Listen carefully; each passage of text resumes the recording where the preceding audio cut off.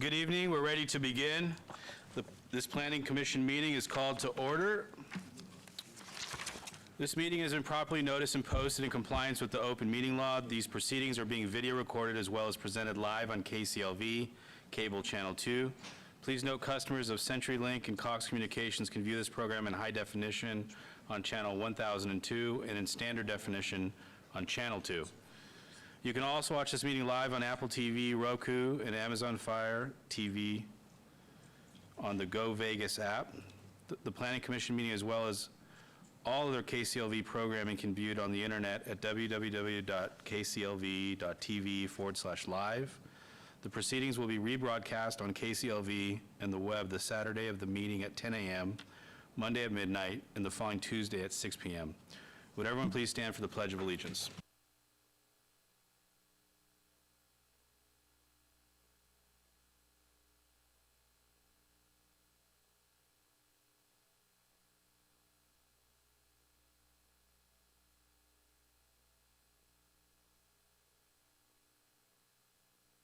Madam Clerk, would you please call the roll?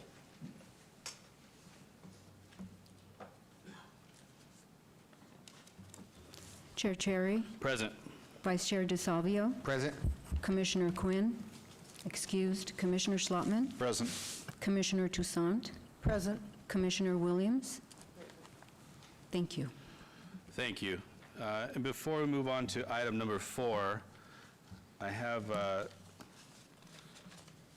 plaque here that the commission would like to give to Commissioner Williams for her service on the commission and being up here with us through a lot of meetings, and one that went till 4:45 in the morning. That was a long meeting. So I want to pass this down to you, Commissioner Williams. And at the end, if we can get some photos, that'd be great.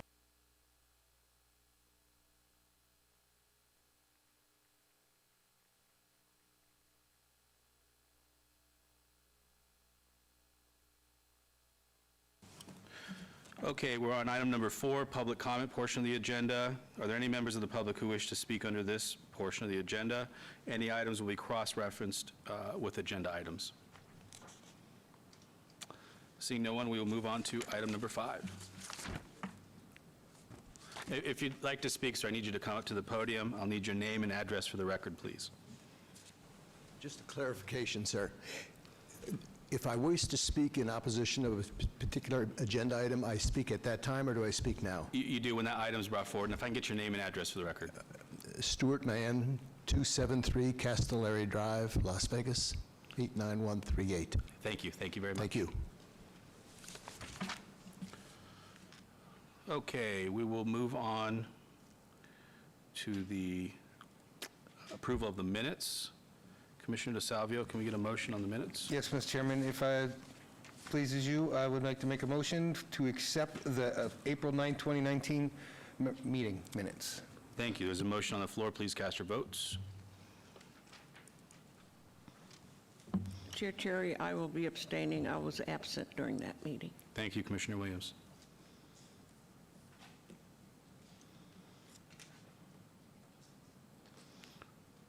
Please post. And that motion carries.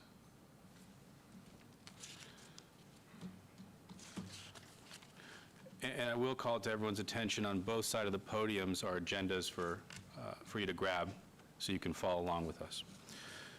Moving on to item number 6, our housekeeping items. Are there any items that commissioners, staff, applicants, or members of the public would like to pull forward?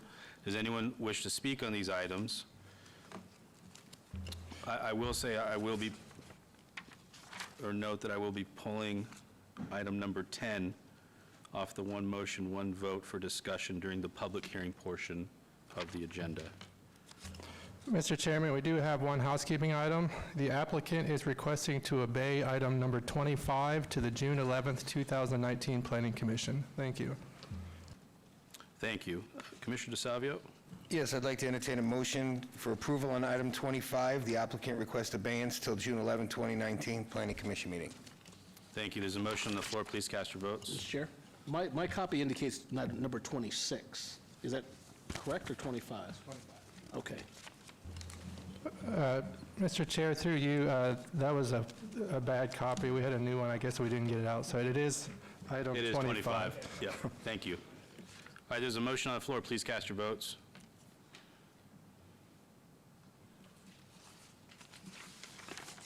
Please post, and that motion carries. Moving on to the consent items. Consent items are considered routine by the Planning Commission and may be enacted by one motion. However, any item may be discussed if a commission member or applicant so desires. Commissioner DeSalvio, can we get a motion? Yes, sir. Mr. Chairman, make a motion to approve the consent items.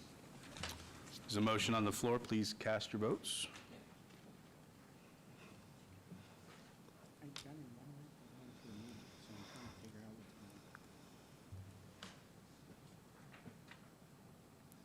Please post, and that motion carries. We will now move on to the one motion, one vote portion of the agenda. Mr. Chairman, on the consent items, I apologize. Items 7, 8, 9 are all final action this evening unless appealed to the city clerk's office within 7 days. Thank you. Moving on to the one motion, one vote. The following are items that may be considered in one motion, one vote. They're considered routine, non-public, and public hearing items. All public hearings and non-public hearings will be opened at one time. Any person representing an application or a member of the public or a member of the Planning Commission not in agreement with the conditions and all standard conditions for the application recommended by staff should request to have that item removed from this part of the agenda. On item number 10, I pulled that to the public hearing portion. Item number 11, SUP 76046, applicant Hopnuts Brewing, owner Great Wash Park LLC, for possible action on request for a special use permit for proposed 1,389 square foot beer wine cooler on sale establishment use, including a 447 square foot of outdoor seating area with a waiver to allow 141 foot distance separation from a city park where 400 feet is required at 430 South Rampart Boulevard, Suite 190, Ward 2. Staff recommends approval. Related item, item number 12, SDR 76117, applicant owner RCIP Series 8 LLC et al. For possible action on a request for a major amendment to previously approved site development plan reviews for an existing building maintenance service and sales facility with a waiver to allow a 0-foot landscape buffer along with a shared property line where 8 feet is required at 3808 Melody Lane and 1801 North Rancho Drive, Ward 5. Staff recommends approval. Item number 13, VAC 76108, applicant VTN Nevada, owner Howard Hughes Company LLC, for possible action on request for a petition to vacate a public access easement located west of Carriage Hills Drive, north of Far Hills Avenue, Ward 2. Staff recommends approval. Commissioner DeSalvio, can we get a motion on these items? Yes, Mr. Chairman, I'd like to make a motion for approval on items number 11 through 13. Thank you. There's a motion on the floor. Please cast your votes.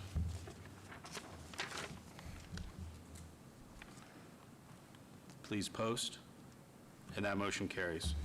Mr. Chairman, items 11 and 13 are final action this evening unless appealed to the city clerk's office within 10 days.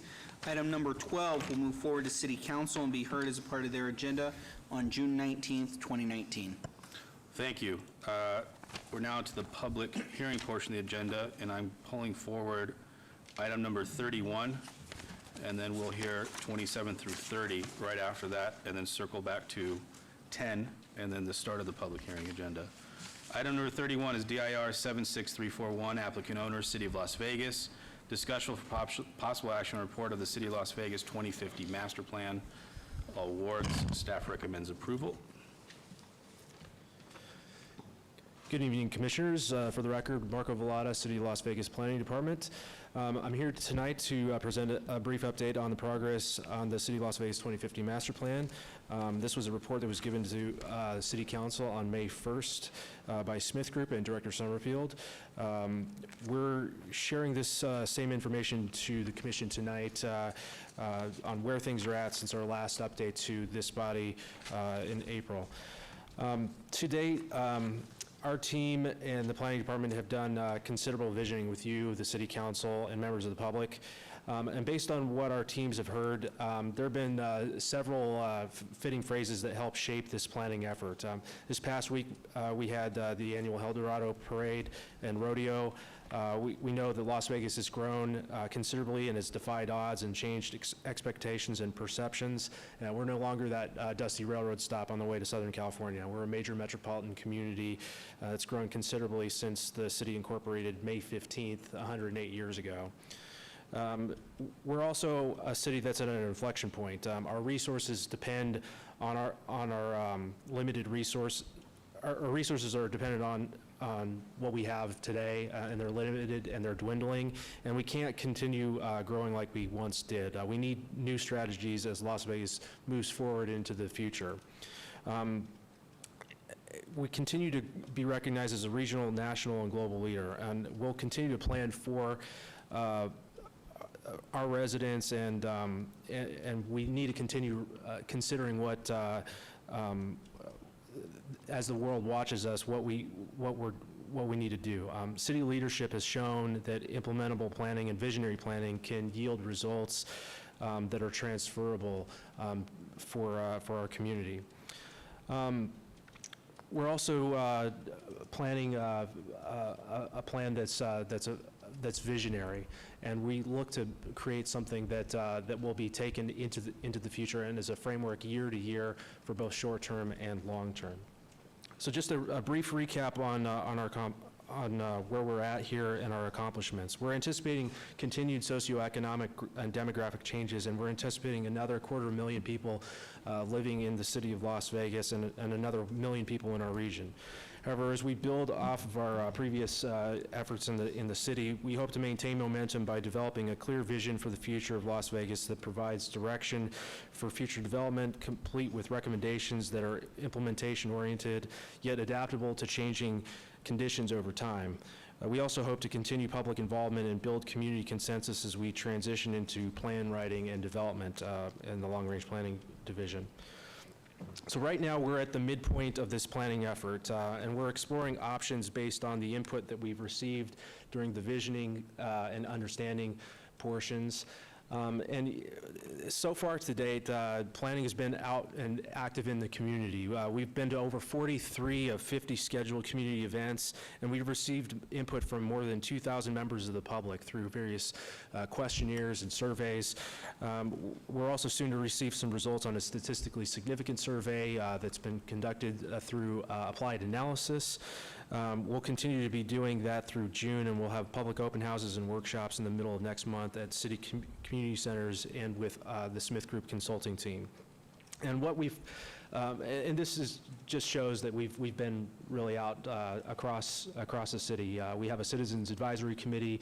We've done a lot of interviews with our fellow agencies, and we've gone to a lot of public events. We've really made a concerted effort to go to people and go to stakeholder organizations. And what we've heard so far shouldn't come as a surprise. There's been a lot of concern about the state of education in general, whether it's public schools or education funding. There's been a continued concern about public safety and crime from all parts of the city. Homelessness continues to be one of the themes that we hear quite a bit about. Open space preservation and parks and accessibility to those spaces. And of course, water and drought. Being able to sustain another 250,000 or 1 million people in the metro area, that is something that Southern Nevada Water Authority and the city do both share a concern on. There are a lot more that we've heard back on, a lot of other issues, including transportation, land use-oriented concerns, but these have been the ones that have resounded the most over the past couple of months. These fit really well into the general themes of the plan that Smith Group is proposing that you consider. Land use and environment, transportation and infrastructure, economy and education.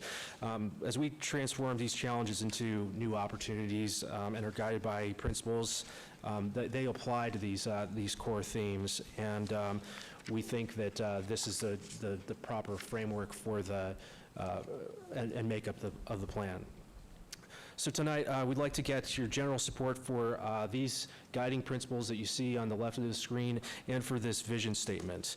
And we'll continue to wordsmith it with Smith Group, but your thoughts on these tonight will certainly help frame the direction for the plan.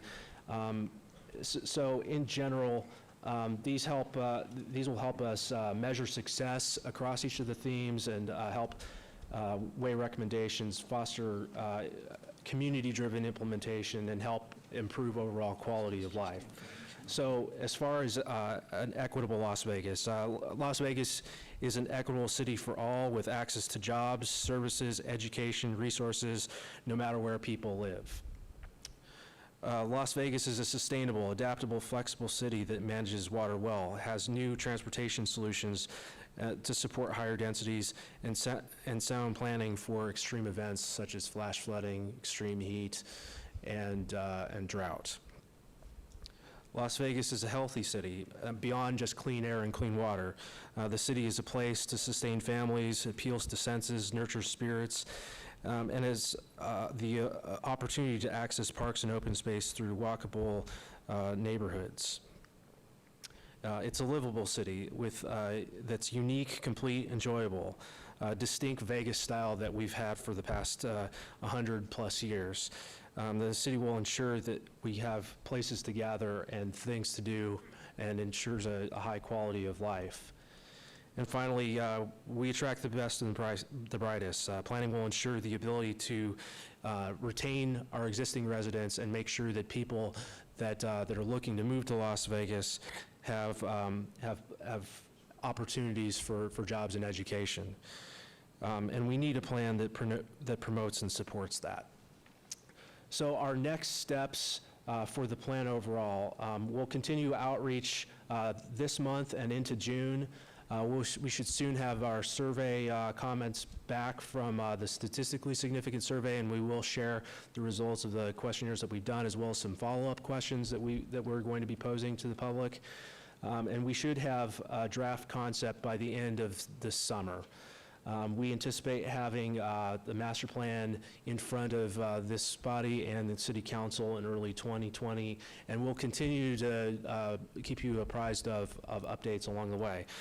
So with that, I'm happy to take any questions that you might have and receive any feedback on the vision statements and the guiding principles. Thank you very much. That was a very nice presentation. Commissioner Schlottman? Yes, Mr. Chairman, through you. Question for staff. So when the new master plan comes about, the draft master plan, is the draft going to come to us at the end of the summer, or will y'all bring the more completed plan to the Planning Commission before it goes to City Council? So at the end of the summer, we'll have some general concepts on each of those three themes and how those guiding principles all align with them. We might have a land use concept, a general framework for goals that apply to the economy and education, some things to consider. We'll have a more completed version of that, of the entire plan towards the end of this year, beginning of next year. We put a draft out on our website, masterplan.vegas, for public consideration as well. And then we would do this, the statutory process for adopting a new master plan through the Planning Commission at that time, and then adoption by City Council a little bit later on in early 2020. Okay, looking forward to seeing it. Thank you. Commissioner DeSalvio? Thank you, Mr. Chairman. Will this master plan have a breakout for each ward? Because I remember sitting through the meeting, and it was asks and wants and what we need and what we know we can use, and each ward has a different vision, I'm sure. So when you put this together, is it going to be actually broke out in wards, so you could tell me what is proposed to happen in Ward 6 to 2050? Just kind of like we discussed when we had the little meeting? Yeah, through the chair to you. Yes, Commissioner, we do intend to take a look at perhaps not necessarily a ward-by-ward approach, but maybe even splitting up different parts of the city, district by district. That's a concept that we've been talking about with the Smith Group team. So there might be specific parts of town where we have a greater focus, such as Town Center and Ward 6. Those are already established. Those are land uses that, that are more or less developed. But there might be areas where there's opportunities for us to take another look at, either in suburban areas like Wards 6, 4, and 2, or opportunities for infill along corridors in Wards 1, 3, and 5, in which we would look a little bit more at a compact look at a geography. Commissioner Toussaint. Well, as a little girl who grew up here in Las Vegas when we really didn't have a plan, this is so exciting to me. I'm really looking forward to seeing what happens next, and to me, this is just fabulous. It really is. I mean, it's just wonderful to see the city going in this positive direction, and thank you very much for all the hard work you put into it. Thank you, Commissioner Toussaint.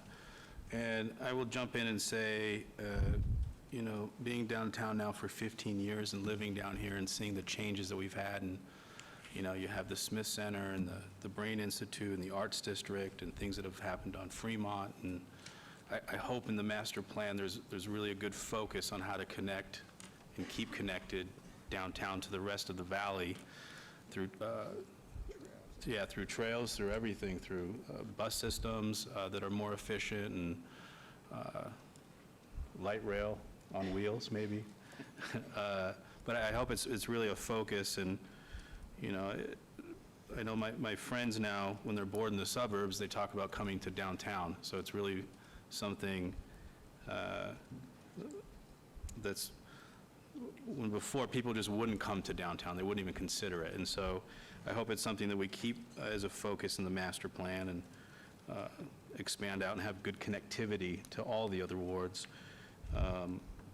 One question I had on the form-based code, and I was talking to Director Summerfield, is it's focused downtown right now, and it's starting in downtown, but is there a thought that could spread out through the rest of the valley and be talked about in the master plan? Are there transects that work on major arterials that form-based is better as opposed to what's happening now? And maybe that's not a discussion now, but a comment to think about as we kind of move through the process as well. Yes, Mr. Chair. So that certainly could be a consideration. This is a master plan that we envision to have that addresses the requirements of Nevada Revised Statutes 278. So, zoning is definitely the basis off of the general plan.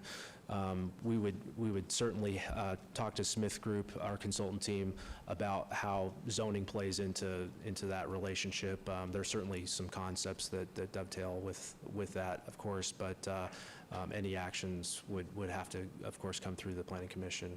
Yep. Great. Thank you for the presentation. Very thorough. Thank you.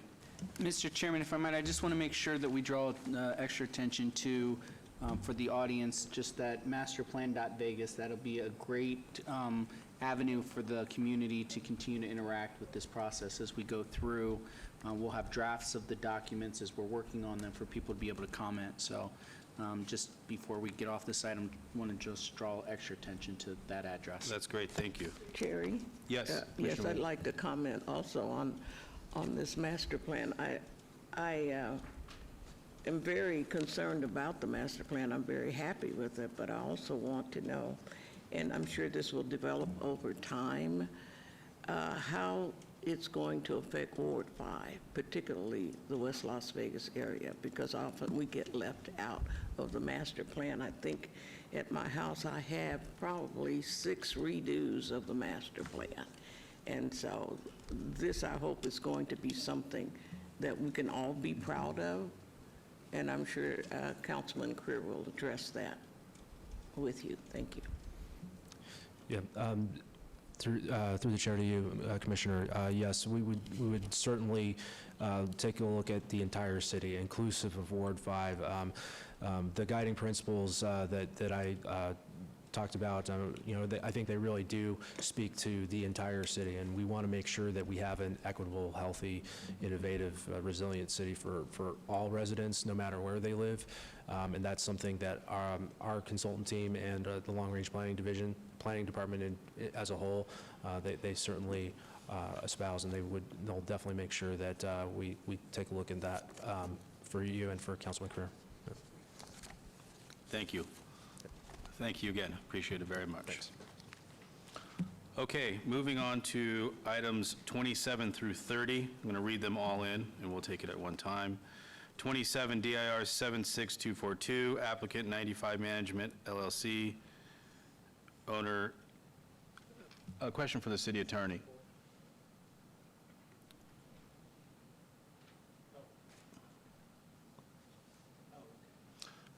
Am I able to open these all at the same time? Yeah, Chairman, yes. But the clerk was just reminding me that that was a public hearing with regard to the master Oh, plan. I apologize. So, I apologize. before we move on. Before we move on, that was noticed as a public hearing for that last presentation. Anyone like to have any comments? Seeing no one, I will move on. Thank you. And what was your question, Chair? That we can open up 27 through 30 at the same time. Yes, just vote on them separately. Okay, Yes, thank but you. vote on them separately. Thank you. Item number 27, DAR 76242, applicant 95 Management LLC, owner KAG Property LLC et al., for possible action or request regarding the adoption of the Fifth Amendment and restatement of the Sky Canyon Development Agreement on approximately 1,030 acres at the northwest corner of Grand Teton Drive and Grand Canyon Drive, Ward 6. Staff recommends approval. Related item 28, DIR 76243, for possible action or request regarding the Second Amendment and the restatement of the Parks Agreement as included within the Fifth Amendment and restatement of the Sky Canyon Development Agreement, Ward 6. Staff recommends approval. Item number 29, DIR 76290, applicant Greystone Nevada LLC, owner Eastland LLC et al., for possible action on request regarding the First Amendment and restatement of the Sunstone Development Agreement on approximately 628 acres at the southwest corner of North Sky Canyon Drive, Park Drive, and Moccasin Road, Ward 6. Staff recommends approval. And related item, DIR 76291, for possible action request regarding the First Amendment and restatement of the Sunstone Parks Agreement, Ward 6. Staff recommends approval. Can we get the staff report, please?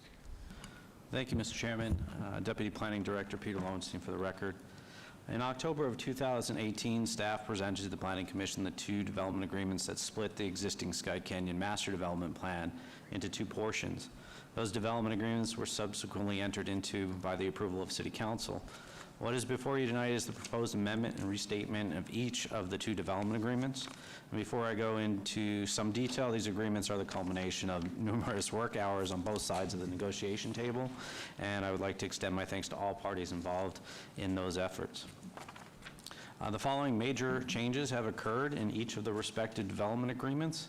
Each of the agreements now includes a $250,000 contribution to the future regional park to be located on approximately 160 acres at the northeast corner of North Sky Canyon Park Drive and Log Cabin Way.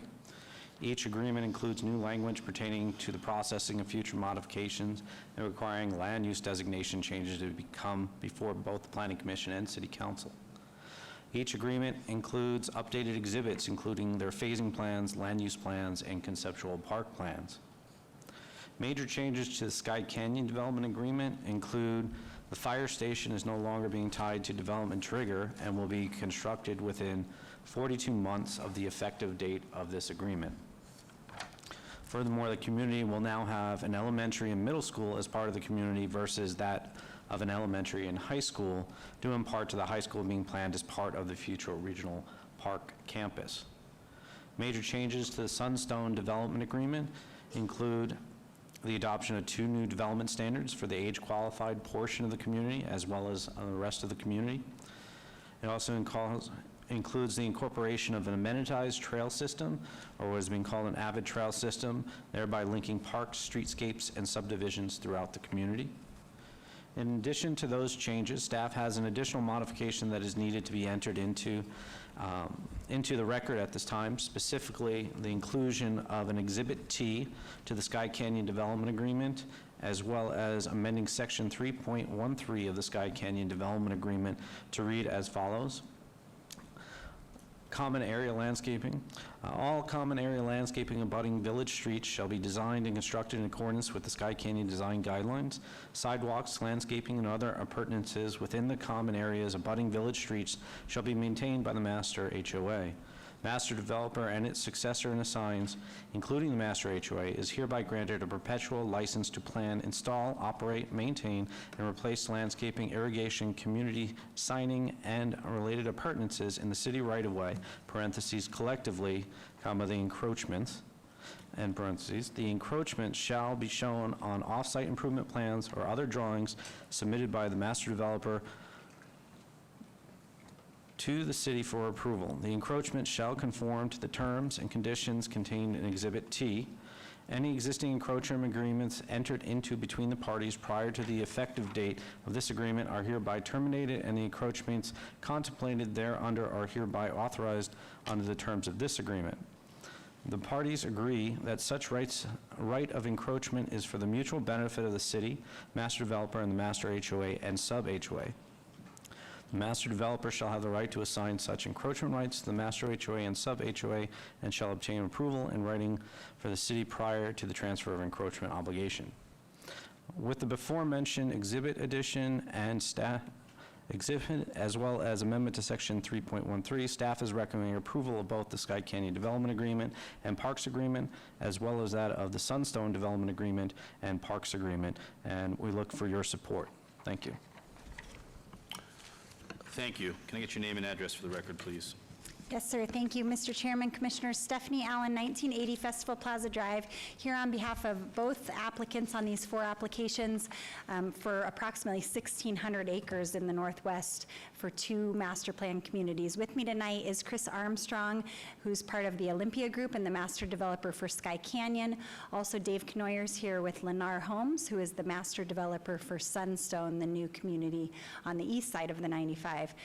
We very much appreciate staff's efforts. We've met with them weekly for many, many months. The leader is Peter Lowenstein of those meetings, and we appreciate all the hard work Peter has given us, as well as Fred Solis from the Planning Department. Also, Dave Klein and Lucian, who are here this evening, have spent hours and hours of time working with us on these agreements, as well as Victor and Bart. And I'm sure I'm missing some people, but there's other folks that were in those meetings. Your staff is tremendous, and we appreciate all the hard work and time that they've put into these agreements. These are exciting agreements and future housing for the city of Las Vegas. We've got 5,200 units in Sky Canyon and 3,800 units in Sunstone, so this is a lot of housing and really exciting projects. I think Peter pretty much covered it, so I'm not going to go into much more than that unless you have questions, but we would very much appreciate your approval this evening. Thank you very much. This was noticed as a public hearing. Anyone from the public like to be heard in these items? Seeing no one from the public, I will turn it over to the Planning Commission for discussion. Mr. Chairman, if nobody has any comments, I just would entertain a motion to go with staff recommends approval on item number 27. Okay, thank you. There's a motion on the floor. Please cast your vote.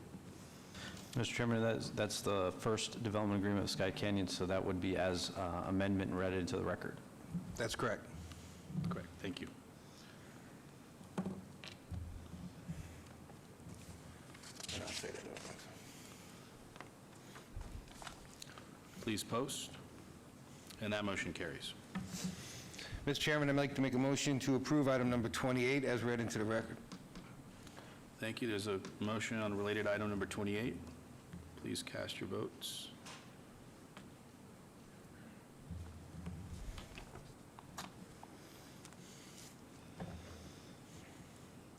Please post. And that motion carries. Mr. Chairman, I'd like to make a motion to approve item number 29 as read into the record. Please cast your votes. Item number 29.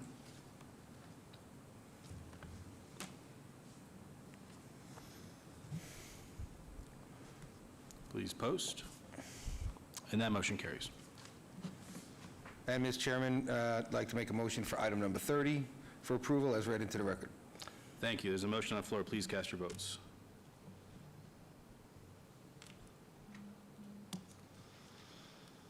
Please post. And that motion carries. Thank you very much. Have a great night. Mr. Chairman, all four of those items will move forward for city council consideration at their meeting on June 19th, 2019. Thank you. And on to item number 10 from the one motion, one vote.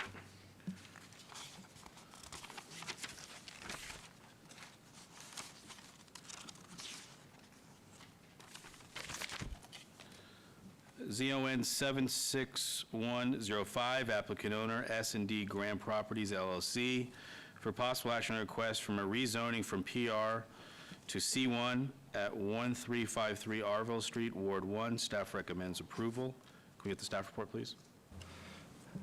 Mr. Chairman, the subject parcel contains an existing general retail business within the professional office and parking zoning district with a general plan designation of service commercial. The proposed C1 zoning is compatible with existing development in the area and the underlying general plan designation. Staff therefore recommends approval of the application. Please note that there are additional letters of protest and support since publication. Thank you. Thank you. Can I get your name and address for the record, sir? Hi, my name is Jeff Satterley. I'm a commercial real estate broker with Results Realty, and we are at 270 Martin Luther King Boulevard, Las Vegas, Nevada 89106, and I'm here tonight because the owners are on vacation in Florida at this time. Thank you. Could you spell your last name again for me? Satterlee.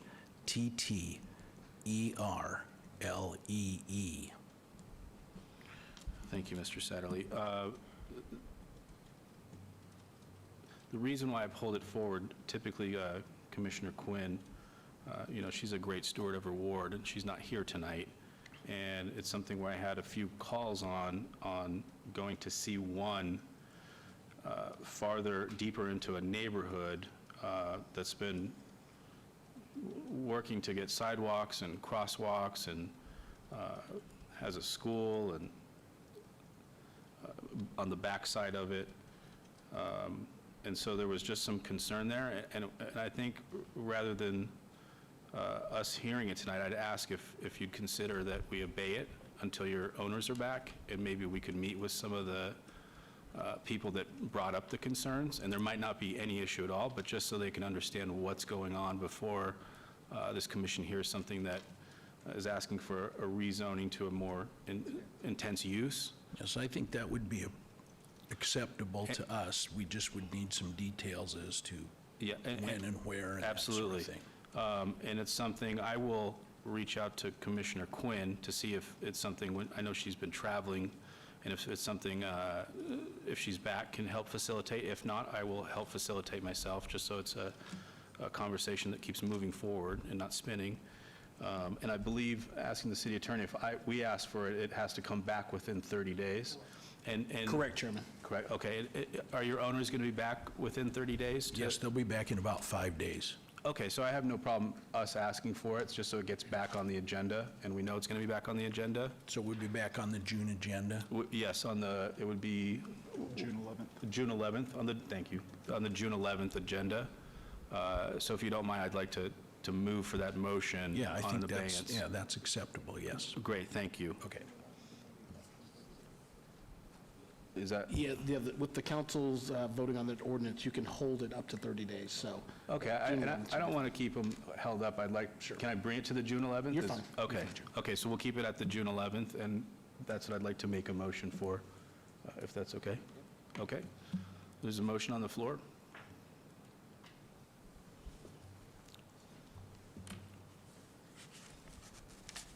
Please post. And that motion carries. All right, And I'll make sure that we follow up with you, sir. perfect, thank you. Thank you. Okay, moving on to item number 14, SCD 75882, applicant owner, School Board of Trustees, for possible action request for a major deviation of the Summerlin Development Standards to allow a proposed 36-square-foot animated wall sign where such is prohibited at 215 Antelope Ridge Drive, Ward 2. Staff recommends denial. Can we get the staff report, please? Mr. Chairman, the Summerlin Non-Residential Design Review Committee has acknowledged and supports this deviation, as the sign will be in support of an existing Clark County-operated elementary school.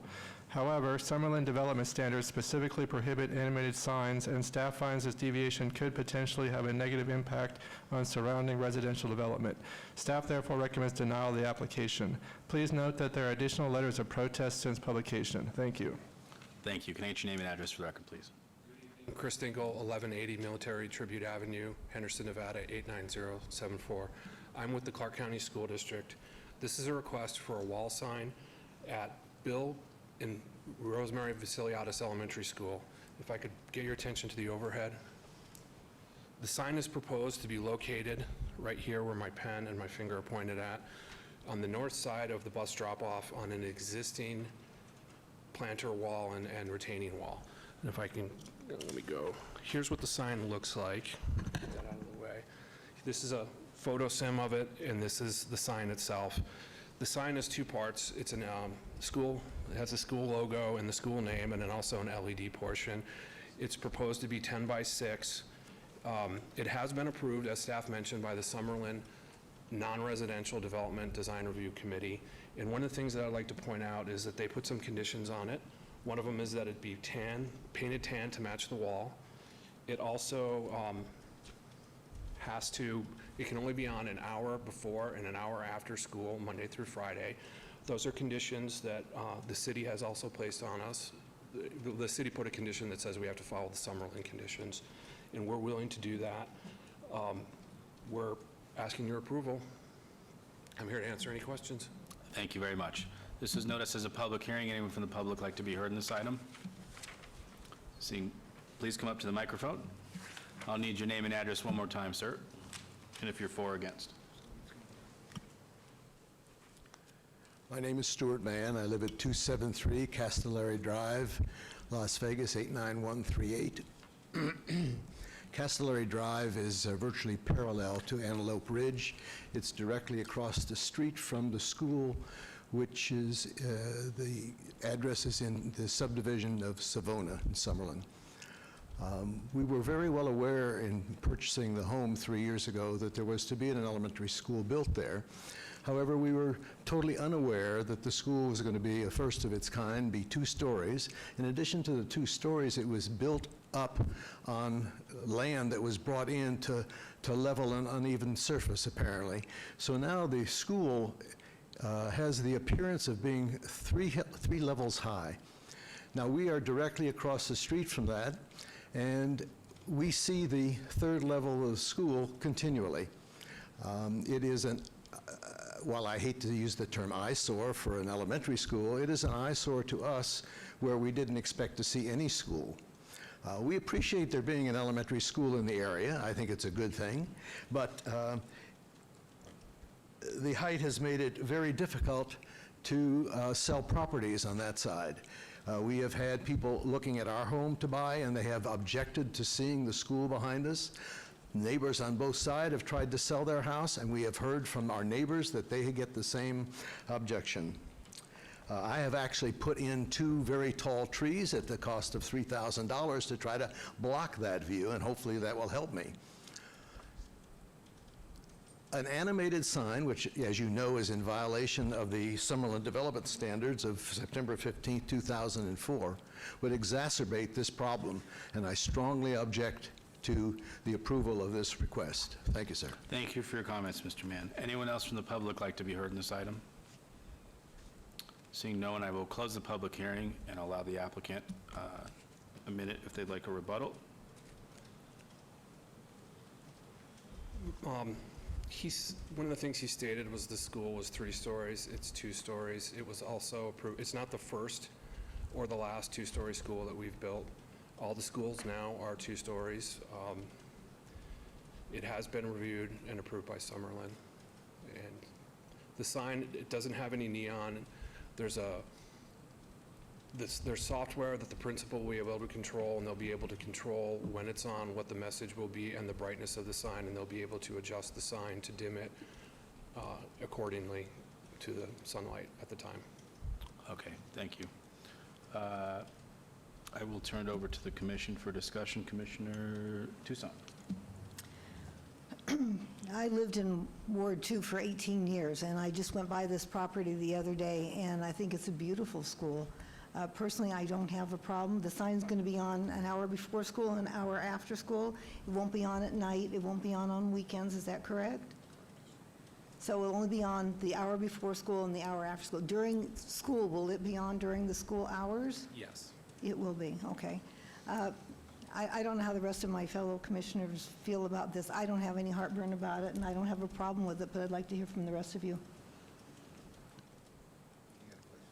Commissioner DeSalvio? The only question I have is, elevation-wise, is that going to be any type of light pollution into anybody's backyard? As the gentleman stated, the elevation of that school already sits up probably 10 feet of fill before you even got your first level. So when that sign's adhered to that wall, is that considered really at a second-story level or a third-story level? Where the sign's going? I have we did a mock-up, a rough mock-up of the sign, where it would go as far as the outline, and you can see, right there, where it's going to go. The school is a lot higher. So it's right here in yellow. You can see in the two. So that's the school building right there. So approximately about It'll be 8, lower 10 than feet above? It'll be higher than the grade across the street, but it will be substantially lower than the school. Now, how does that fall in relation to the wall on the other side of the street from the houses there? Is that the same elevation approximately, or is that sign going to be in view over the wall of the people across the street? I don't know exactly from their backyard, but the way that part of Summerlin is pretty much like this, so everything that you build is higher. There's a lot of stepping, so it will be higher on that. Anything that was built on that side of the street was going to be higher than the other side of Antelope.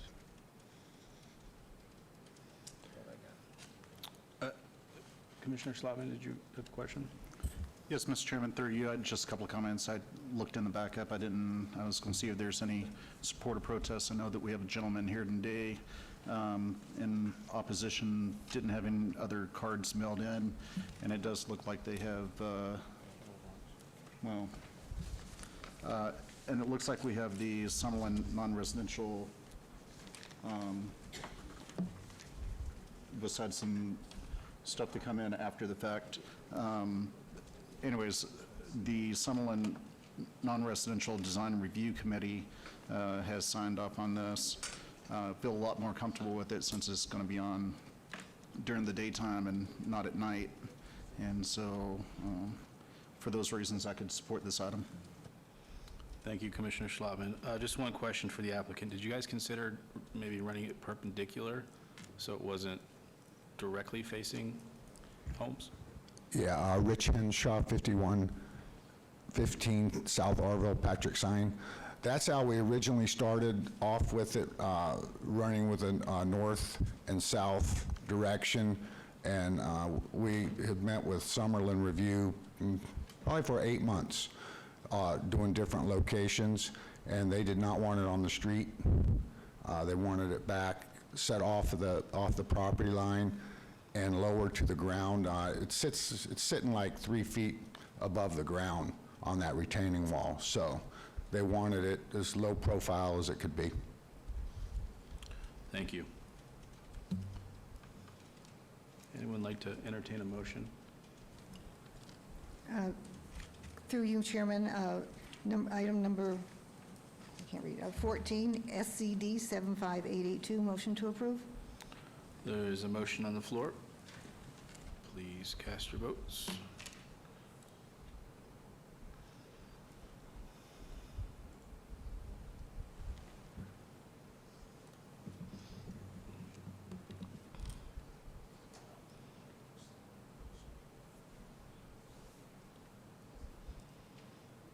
Please post. And that motion carries. Thank you. Mr. Chairman, that item will move forward to City Council and be heard as a part of their agenda on June 19th, 2019. We just need a voice vote from Commissioner Williams. For support, okay. So the record should reflect aye for Commissioner Williams. Okay, thank you. Moving on to related items 15 through 16. Item number 15, VAR 76077.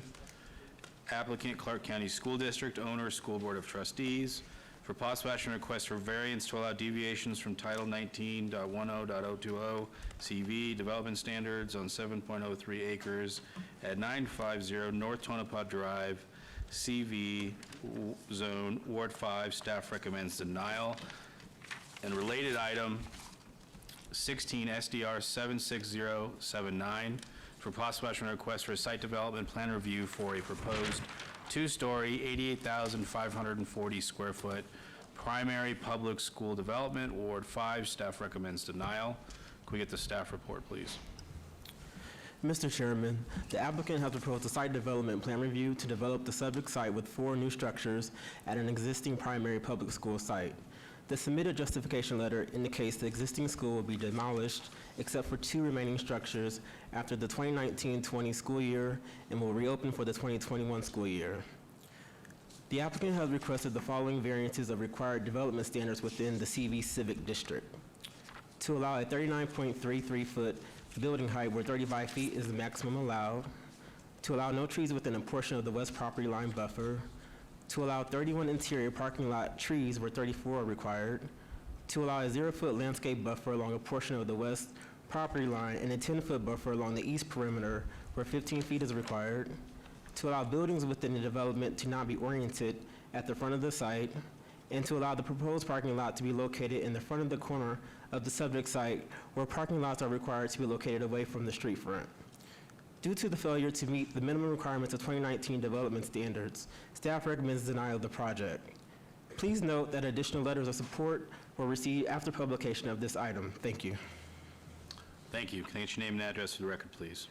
Mark McGinty, SH Architecture, 7250 Peak Drive, Las Vegas. Thank you for considering this tonight. This is a pretty tough site. It's Mabel Holgard. They've been in existence since 1963. This village here is developed or helped raise 5 generations of children, and we're going to help the conditions get better at this location. And most of the variances are driven by trying to squeeze in the facility and still get required playground locations. We take variances very seriously. We don't like asking for them. But in this, there are some of these are hill to die for, and we'd like you to consider them. In meeting with the neighbors and concerned citizens in and around Bonanza Village, and if you will, I'll just direct your attention to the monitor. Virginia City Avenue. This is an existing ranch estate. It's been there a very long time. They've helped raise a lot of children out of this school. Their big issue back here is access off of Virginia City. They would like to see that go away. Everyone parks in their driveways and their grass, and they've done things over there to mitigate or fortify their front yards, which I really commend them for. But I think what we need to do is we flipped the school over and hugged Tonopah, and you can see that in the design. The 2 existing buildings that are going to remain is the admin and a classroom wing, and if you notice, they're pretty close to the front, or a crowded Tonopah, if you will. And what we've done is set our multi-purpose room, which is the kitchen as well, off of Tonopah for access, which would also allow the delivery trucks not to come into the Ranch Estate neighborhood, but come off of the major street section and access for deliveries. That was a big bone of contention for the neighbors. So if you look at the site, it's 7 acres. Usually we stand before you, we're trying to get in 15 to 20 acres. So this has been a pretty tough one to make work, and so that's where most of the variances are coming from. The one variance that I would specifically speak to tonight is the height. The height request is just for the stair tower and just for a small portion that encloses some AC units. So that one, and if I can redesign this, I'm going to redesign it so we don't have to stand in front of you and ask for this again. So I'm going to work on that. But on that, that's what these 2 locations are.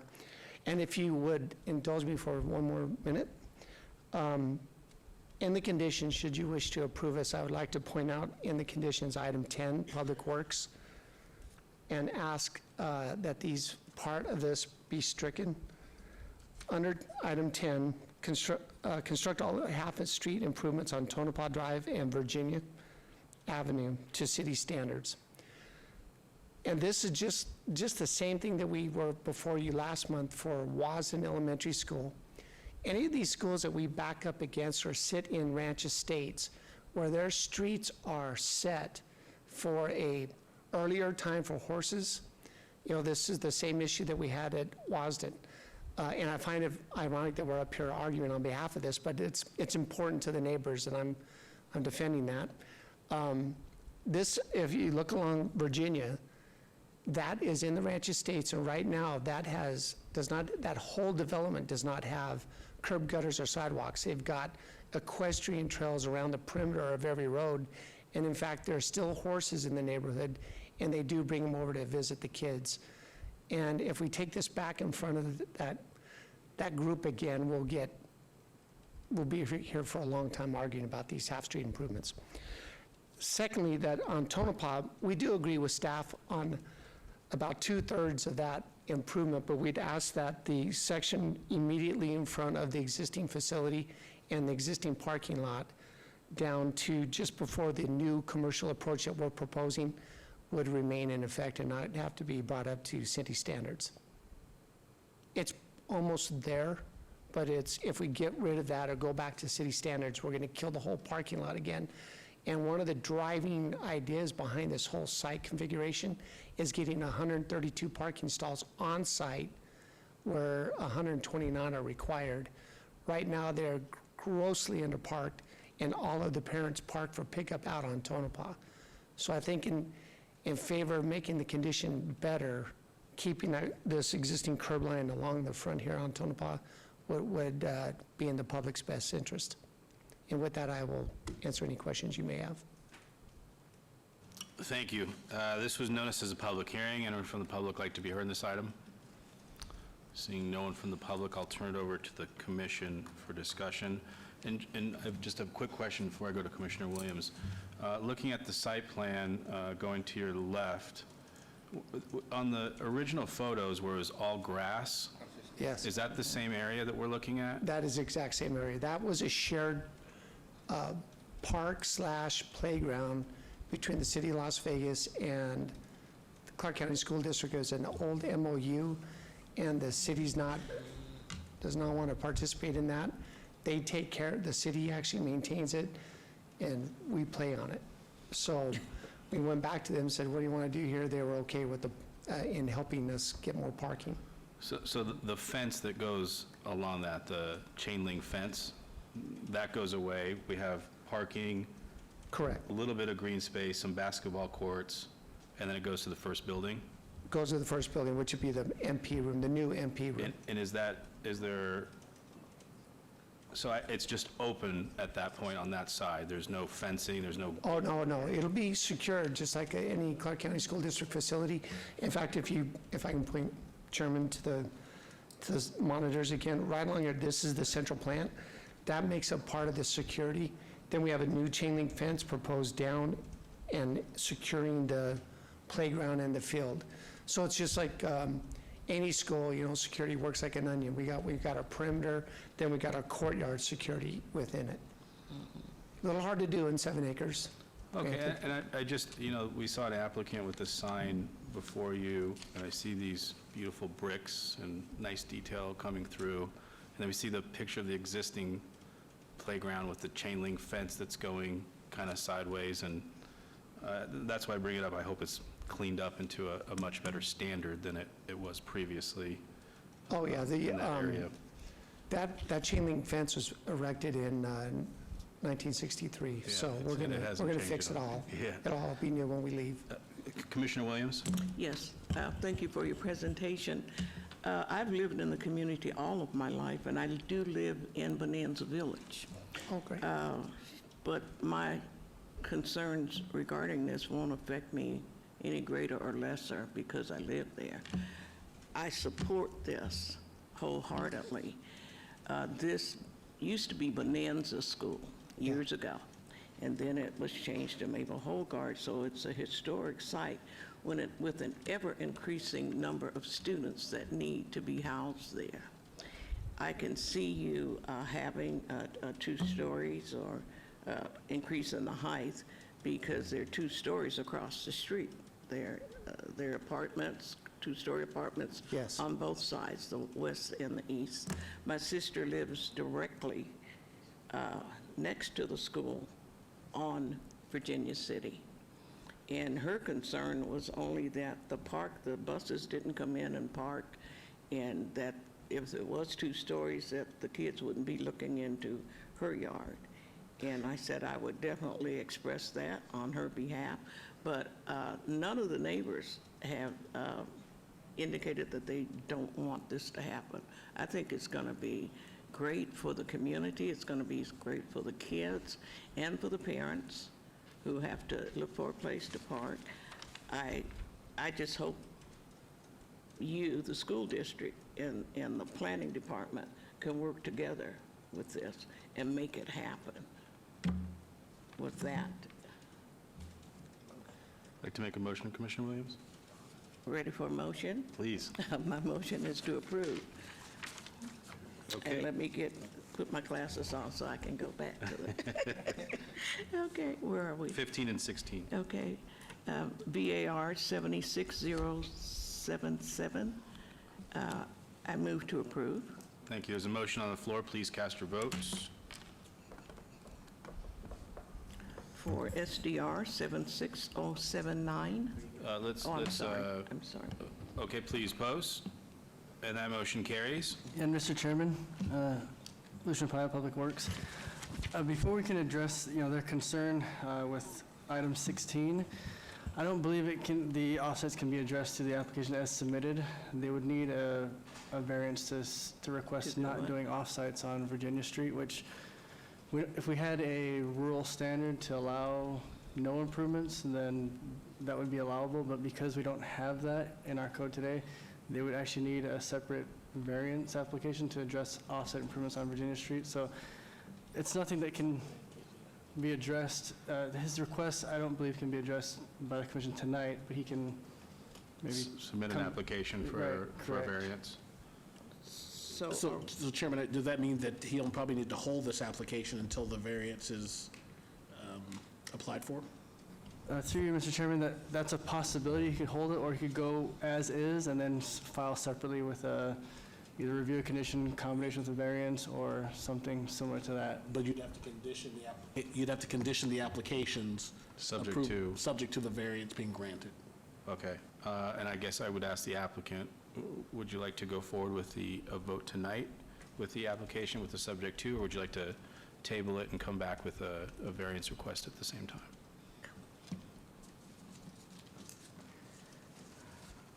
Here comes my client. Yeah. Chris Dingle, 1180 Military Tribute. We'd like to go forward, and then we'll take care of it at a later date. Okay, thank you. Okay, so if we could get a motion, Commissioner Williams, with that subject to, that'd be great. my motion for SDR 76079, subject to conditions approval. Okay, there's a motion on the floor. And that would be subject to the approval of the actual variance for the... Of the variance. offset. Through you, Mr. Chairman, no, it's subject to the approval of constructing the improvements. And what I understand is they'll come back at a later date to apply for the variance to negate. what Okay, is so it's approved just tonight. sitting as is, and he'd come back with Yes. the application? Correct. Okay. All right, So- as stated. As stated, there's a motion on the floor. Please post. Oh, mine is still on the first one. 16, yeah. There's a motion for approval on 16. With no modification. With no modification at this time. Correct. Okay, please cast your votes. Please post, and that motion carries. Thank you. Mr. Chairman, those items are final action this evening unless appealed to this, I'm sorry. Sorry, read the wrong one. Those items will move on to City Council and be heard as a part of their agenda on June 19th, 2019. Thank you. Moving on to related items 17 and 18. 17, VAR 76103, applicant owner Sproul Living Trust, for possible action on a request for variance to allow 20-foot front yard setback where 50 feet is required, and a 23-foot rear yard setback where 35 is required for proposed single-family dwelling at 5255 Racel Street, Ward 6. Staff recommends approval. Related item 18, VAR 76104, for possible action on request for a variance to allow a 20-foot front yard setback where 50 feet is required and a 23-foot rear yard setback where 35 is required for proposed single-family dwelling, Ward 6. Staff recommends approval. Can we get the staff report, please? Mr. Chairman, the subject shallow lots have a lot width of 150 feet along the front property lines and 106 feet along the side interior property lines. If the applicant were to meet the front yard and rear yard setback requirements, they would not be left with an adequate buildable lot. Due to the irregular shape of the lots, staff finds the variance requests are justified and recommends approval of approval subject to conditions. Please note that additional letters of protest were received after publication. Thank you. Thank you. Can I get your name and address for the record, please? Jared Russman, 6032 South Durango, Las Vegas, Nevada, 89113. I'm with JLR Construction. I'm here representing the Sproul family, and it sounds like staff covered the basis for the request for the variance. So Okay. All right. This was noticed as a public hearing. Anyone from the public like to be heard? Seeing no one from the public, I will close the public hearing and turn over to the commission for discussion. Commissioner Savio. Thank you, Mr. Chairman. I just got a question for staff. So I don't have a problem with this. I actually live right across the street from this. I like that it's the one story. I haven't had anybody come to me and ask me about anything either, or protest it. But my only question is we're approving basically that condition with this design. Would that be correct? Through you, Chairman, no, we are just approving the setback variance. So theoretically, they could come in with a different house design, but they would still have to meet the variance you're approving tonight. They're not locked into this particular, we don't do site development plan reviews for single-family residential homes on a single lot, so. Okay, but if there is a deviation in setbacks, then that's the only time it would then come back before us, if they ask for a change in that? Correct. So if they would come in with a site plan that built into the setback that the variance is not approved for, they would basically, the building plans would get denied. They'd have to come back for a new variance. Okay, I just wanted to make sure, because like I said, I think the reason why we don't have the problem from the people that are closely affected to this lot is because of the fact that they are seeing it as single-story, and I just don't want them to get whistle-bitten and all of a sudden we got a two-story house in there when we're all thinking it's one story. So that was my main concern, is how do I lock that up to that? So, Mr. Chairman, if I might, through you, so Commissioner, what you can do is in this variance, if part of your rationale for why you feel the variance is warranted is limiting the building height at this proposed setback, you can add that as a condition that only maximum height of single-story home, because as staff mentioned, this is RE, so the maximum height under the development code, if they're meeting all other requirements, is 2 stories or 35 feet. So, but if you feel that the height is a mitigating factor for justifying the setback, you are within your rights as a board to set a limit on the height of the structure to meet the requirements for this variance. Okay. Any problem with that? The homeowners currently, we're in the process of doing the plans now. There's no intention to do anything over a single-story home at this time, so. Okay. And they're moving forward with plans, so there's no intention of that. Okay, so just for security for me and the surrounding neighbor, I just want to make sure that we put that in there, that is only for single story. And with that, I would make a motion for approval on item number 17, VAR 76103. Thank you, Vice Chair. There's a motion on the floor. Please cast your vote. Subject to amended condition. Added condition, excuse me. Thank you.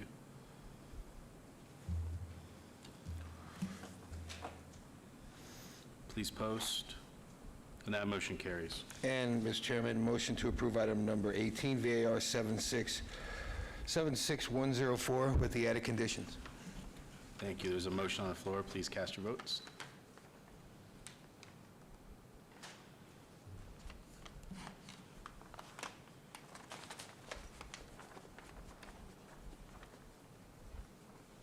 please post.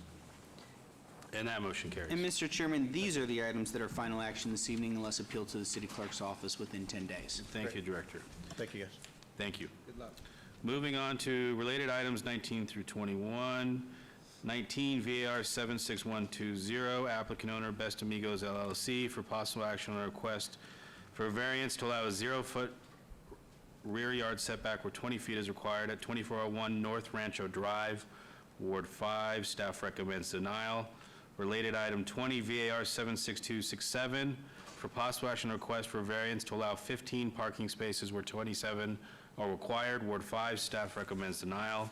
And related item number 21 SDR 76121 for possible action on a request for a site development plan review for proposed 2,078 square foot expansion of an existing auto repair garage minor building with waivers to allow service bay doors to face the right-of-way and 0-foot wide landscape buffers adjacent to the north and west property lines where 8 feet is required.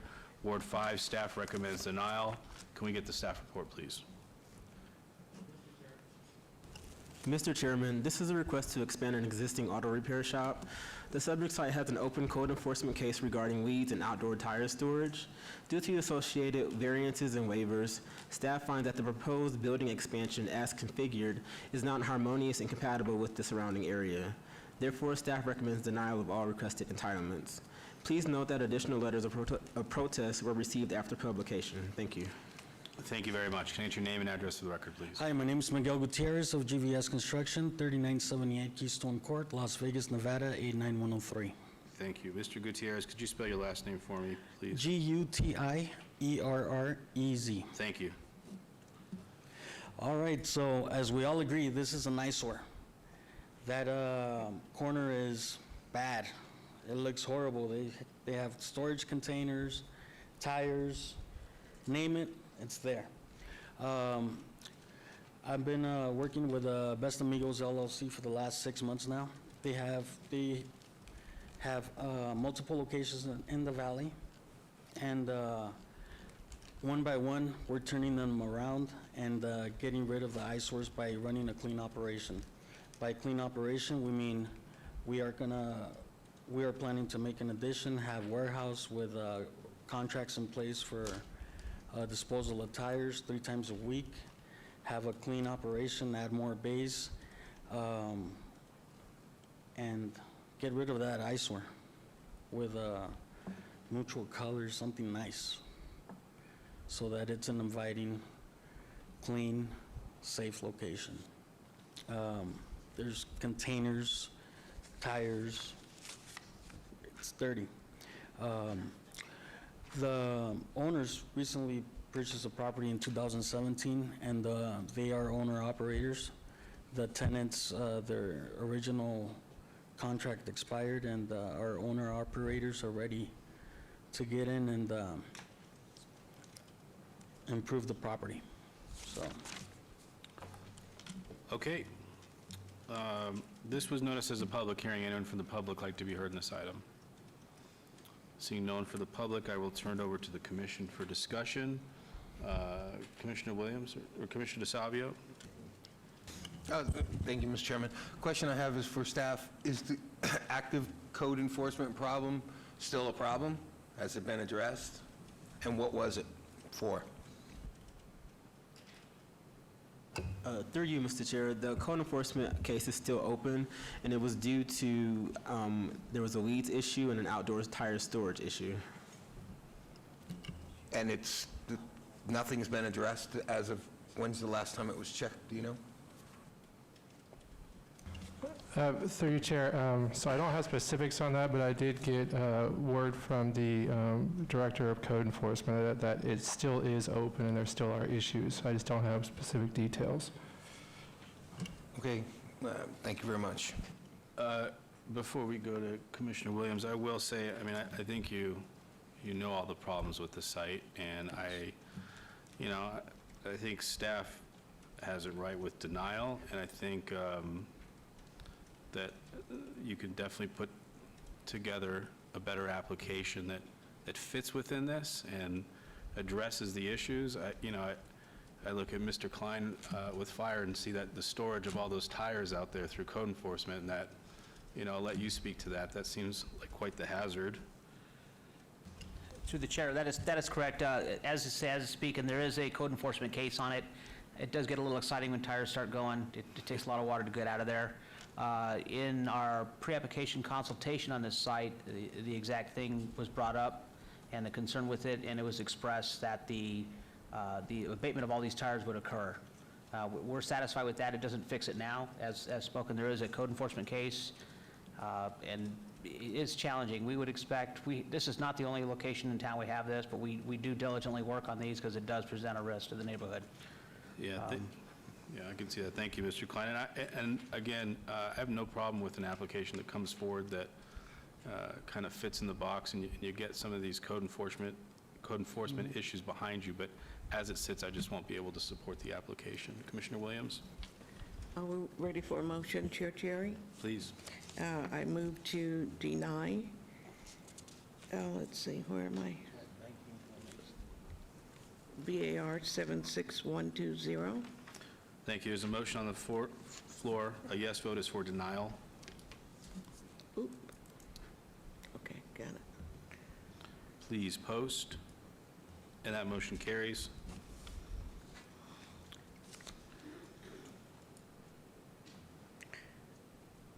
BAR 76104. I think, Commissioner Williams, Did I just do that backwards, 3 and 4? number 20. We're at 20. Yeah, there we go. Okay, yeah. Okay, VAR 76267, is that correct? Did I not open the public hearing? Are we there? Yeah, I did. Okay, there's a motion on the floor. Motion to deny. The yes VAR. vote is for denial. Uh-huh. Please post. And that motion carries.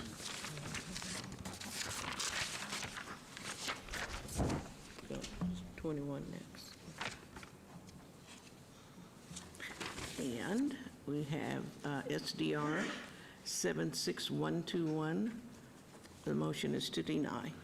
Thank you. There's a motion on the floor. Yes vote is for denial.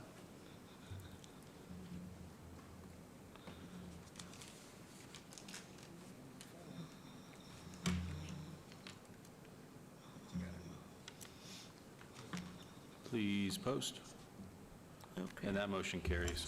Mr. Chairman, those items will move forward to City Council and be heard as a part of their agenda on June 19th, 2019. Thank you. Thank you very much. Thank you so much. Thank you. Moving on to item number 22. I have to abstain from this item, being that my family is in the cannabis industry, so I will be abstaining, and turn over to Commissioner Vice Chair DeSalvio. Thank you very much, Mr. Chairman. Okay, item number 22, SUP 76080, special use permit, public hearing, applicant owner, 121 North 4th Street, LLC, for possible action on a request for a special use permit for a proposed 4,433 square foot marijuana dispensary use at 121 North 4th Street. Staff recommends approval. And may I have a staff report? Mr. Chairman, through you, just a disclosure that I make before I vote on any of these items. As in the past, I've built dispensaries and production facilities and cultivation facilities, and even though I'm not related to any, or I don't have any financial interest in this, it's not going to affect me any greater or lesser than anyone else, so I'll be voting on this matter. Thank you, Commissioner Slotman. Staff report, please. Mr. Chairman, the proposed marijuana dispensary meets all Title 19 special use permit requirements, and staff finds that the proposed use is compatible with surrounding uses. Staff therefore recommends approval of the application. Please note that there are additional letters of protest since publication. Thank you. Thank you. Please state your name for the record. Good evening, Mr. Vice Chair, Commissioners. My name is Rory Reed. I'm an attorney. My address is 701 South 9th Street in Las Vegas. I'm here on behalf of the applicant. With me is Mike Nahas. He's the President and Chief Operating Officer of the applicant. We appreciate the staff's favorable recommendation, and let me briefly highlight why this application should be approved. As you heard from the staff, the proposed site is suitable as a marijuana dispensary. It meets or exceeds all the requirements of the city code in that regard. Specifically, the site exceeds the separation requirement that the code requires. It's zoned C2 currently, which allows this use if a special use permit is issued. It's an area that's already been highly developed with intense commercial uses, and therefore it has the infrastructure that would serve any new customers that are brought to the area by this use. We don't seek any variances or waivers of any kind. The site, because of these reasons, doesn't have a negative impact on neighboring properties, and we would argue that the site is compatible with existing uses. The site is not within the buffer area that the city created to protect Fremont Street. It's outside of it. In addition, you should know that the applicant has the expertise to operate in a way that will make the city proud. Their record as operators is unimpeachable. They have as many licenses to operate a dispensary, have been issued as many licenses and have operated as many dispensaries as any other operator in the state of Nevada.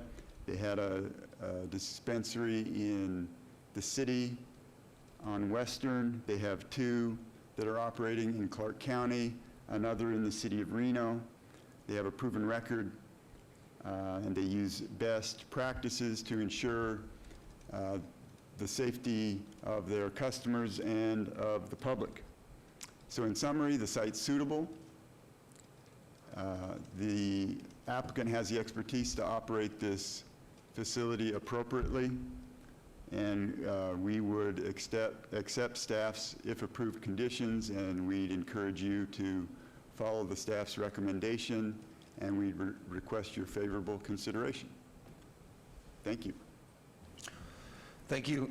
This is noticed as a public hearing. Anybody wish to be heard on this item, please come forward and state your name for the record.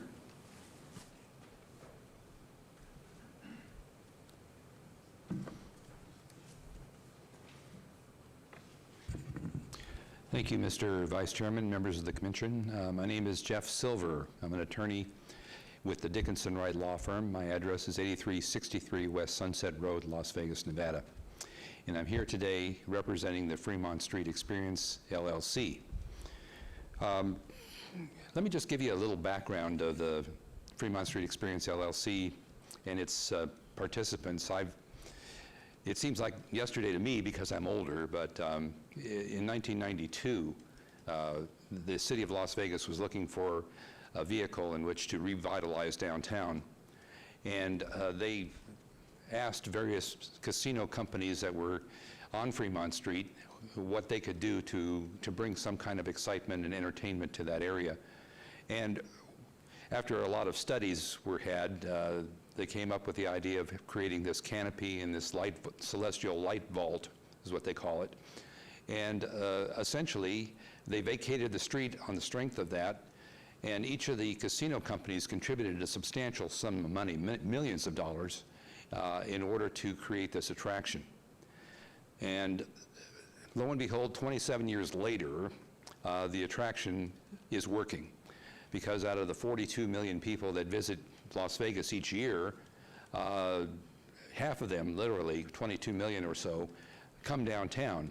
And of those people who come downtown, a large percentage of them come specifically to see the Fremont Street Experience. The Fremont Street Experience isn't just for gamblers and people over 21. They have a lot of special events there that bring minors and family members, especially in some of the major attractions like you have for New Year's Eve. I really have a high regard and deference to staff on most cases, and I apologize for even saying this, but I was somewhat perplexed when I saw a conclusory recommendation here that the use achieves the vision of the resort and casino district that seeks to reinforce the district's identity as the activity and entertainment anchor for downtown Las Vegas. And on that basis, that the staff would support approval of the action item. The members of the Fremont Street Experience have asked me to submit letters in opposition, and I'm talking about the companies that are responsible for what is going on, what is about to happen now, which would be the refurbishment of the Celestial Vault that many, many millions of dollars are going to create LED concepts that's going to increase the excitement and the vibrancy and the brilliance of the canopy. And also from casino owners who have put a lot of money into their properties, and I'm speaking specifically about Derek Stevens and what he plans to do with the Circa property downtown. They are doing this on the strength of the continuation of the neutrality that the Fremont Street Experience has. You know, when the marijuana laws were passed, not everybody supported them, even though the laws passed.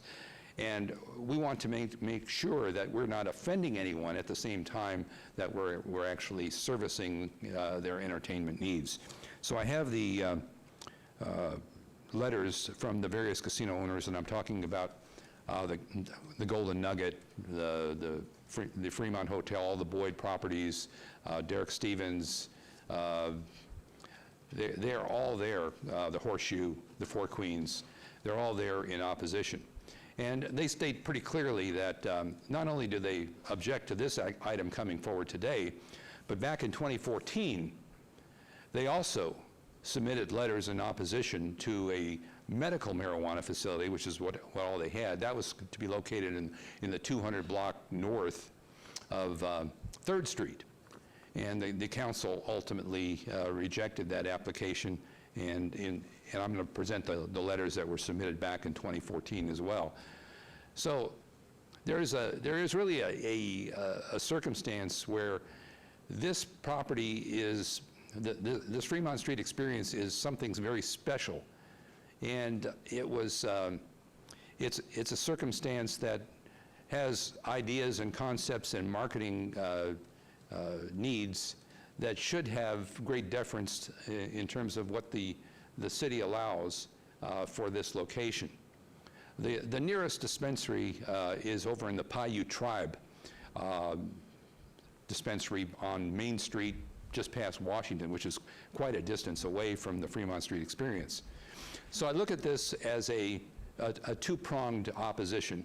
One would be the common sense of giving deference to the Fremont Street Experience and what it sees for its purposes and the money that it has spent versus also the human nature aspect of what you find in terms of dispensary operations.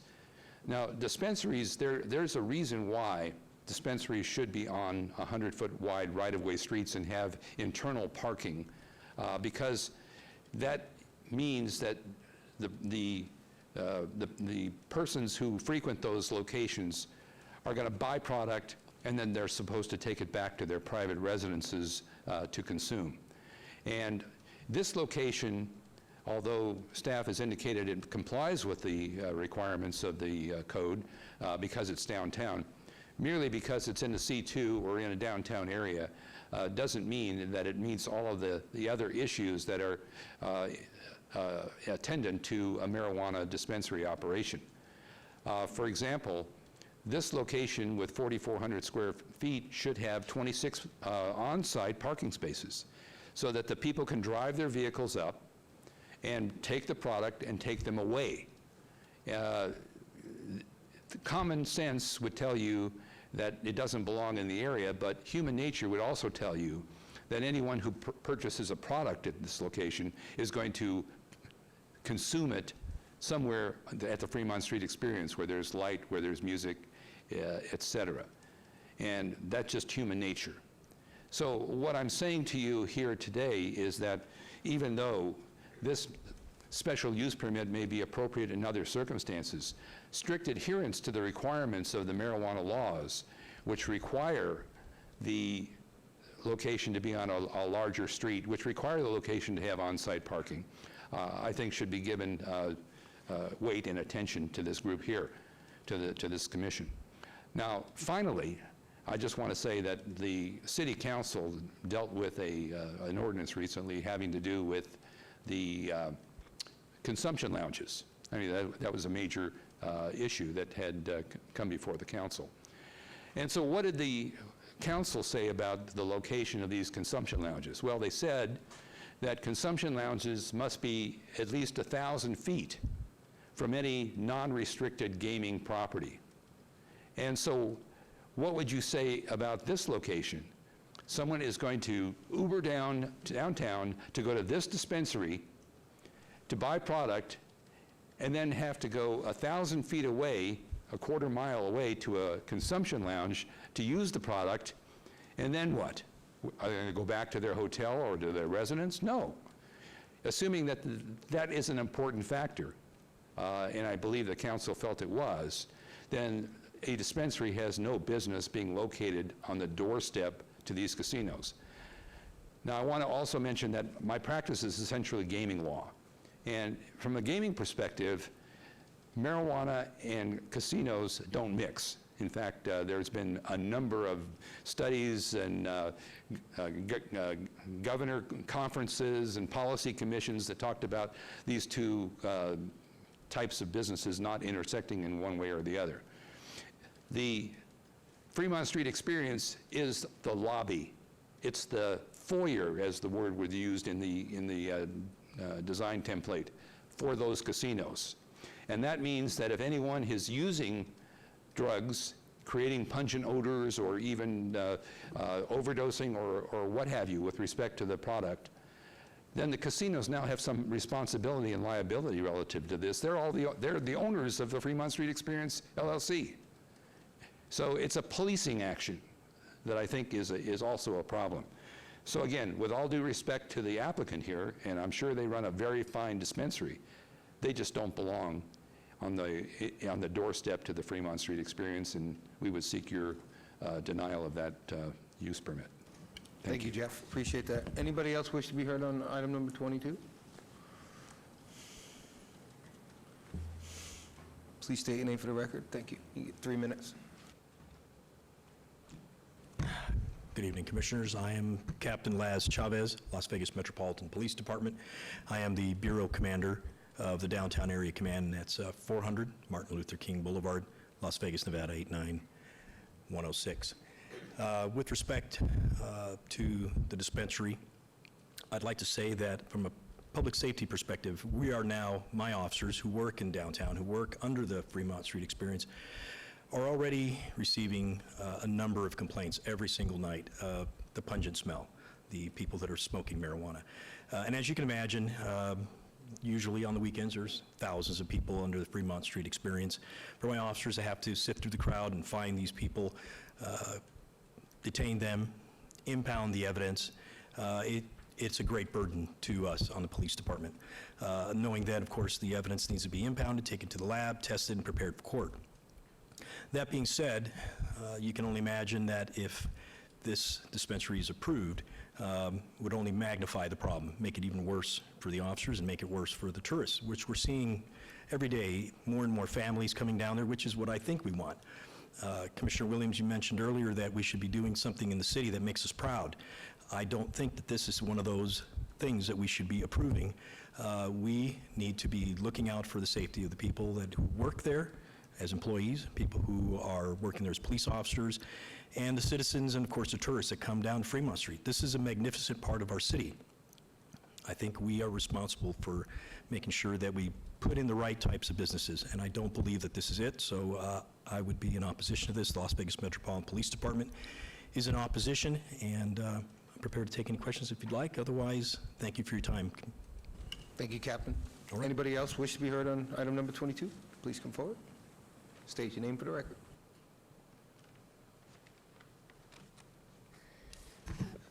Good evening, Vice Chair and Commissioners. Dawn Christensen, 10,000 West Charleston Boulevard, Las Vegas, representing the Nevada Resort Association. We have concerns over this special use permit given its location at Fremont Street Experience's doorstep and its very close proximity to gaming resorts on Fremont Street. As Mr. Silver noted, marijuana businesses are not compatible with gaming establishments. As you may be aware, there is a long-standing directive from the Nevada Gaming Commission and the Gaming Control Board that the gaming industry and the marijuana industry do not meet. Gaming regulators base this mandate on federal law, as the Justice Department continues to list marijuana as a Schedule I illegal drug under the Controlled Substance Act. Conflicts between state and local laws and federal laws present unique challenges for gaming licenses, and gaming regulators have been very clear about keeping the two industries separate as long as there are conflicts. Nevada's gaming regulators did not come to this decision lightly and did so to protect the reputation and integrity of Nevada's largest industry. Given the regulator's decision, the gaming industry is bound to follow federal law or risk disciplinary action from fines to loss of license. Staying in compliance is paramount for the resort industry, particularly given the significant investments the industry is making on Fremont Street right now. We believe this special use permit is not compatible with the existing and future surrounding land uses, excuse me, and we ask that you continue to keep the two industries separated. Thank you. Thank you.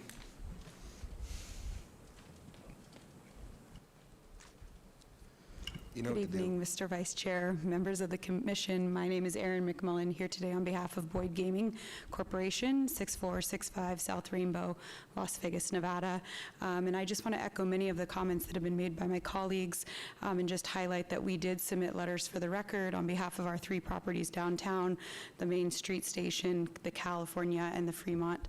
And I just want to reiterate that something that Mr. Silver brought up about the line that was in the staff report that was slightly concerning to us as well, about sort of the anchor of downtown and the tourism, gaming, and resort district there, and highlight that the City Council did recognize that there needs to be some separation between gaming and marijuana, and the governor and the legislature, I think, is following that lead, as there was a bill introduced today from the Cannabis Compliance Board Advisory Council that also proposes a 1,500-foot separation from marijuana consumption lounges and non-restricted licensees. So that obviously is very important to us, and we oppose this for all of the reasons that are stated. We think it threatens the downtown environment and the tourism and everything that we have going on there. A number of our FSC partners are obviously investing a lot downtown to continue its growth, and that includes us, as you well know.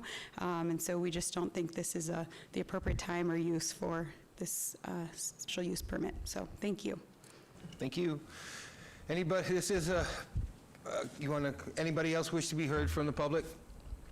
All right, seeing none, can I have the applicant please come back up? State your name for the record. Give your rebuttal. Thank you, Mr. Vice Chair. If I can respond briefly, first of all, I'll say that we have tremendous respect for the people you heard from, for what the Fremont Street experience has done for our city, what these fine operators have done for our economy. But I think it's unfair to put the burden to protect our gaming industry on a single operator that is just requesting to conduct a business that is legal in the city in conformance, in complete conformance with your code. I also want to say that Mr. Silver made some comments about parking. As I said, and as your staff recognized, we're not seeking any parking waivers. This complies fully with your code in that regard. It was said that a dispensary has no business being near a casino. We, as I said, respect the gaming industry, but I think you need to recognize that in adopting the code that regulates this legal industry, the city council considered this concern, and they created a buffer to protect Fremont Street and those that operate in that area, and this location is outside that buffer. So the code that was adopted to protect this interest, we agree with it and are in full compliance.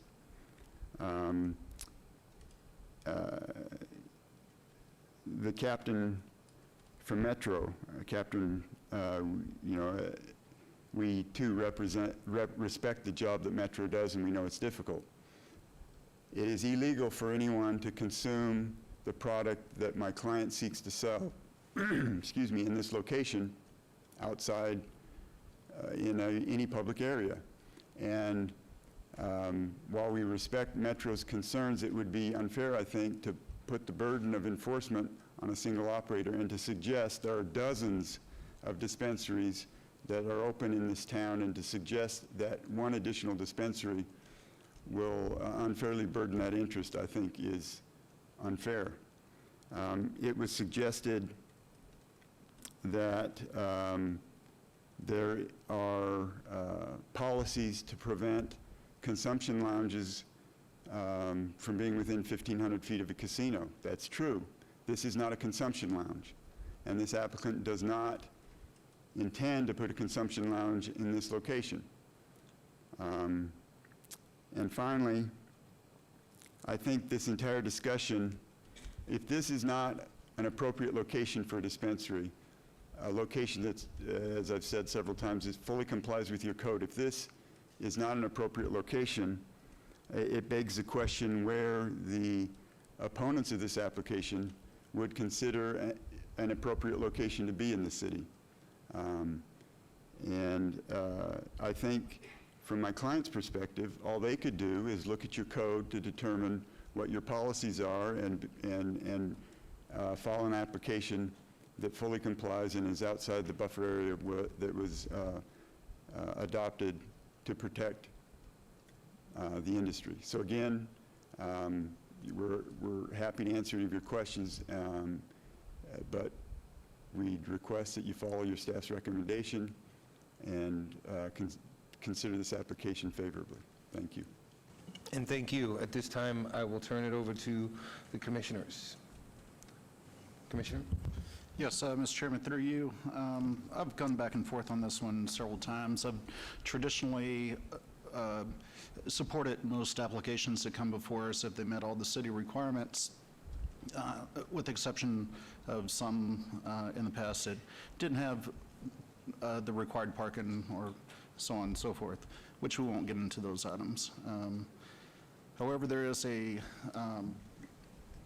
there is a rule that no dispensary can be located within 1,000 feet of any school or 300 feet of any of the following uses: city park, church, house of worship, individual care facility, community recreational facility, or any use whose primary function is to provide recreational opportunities to minors.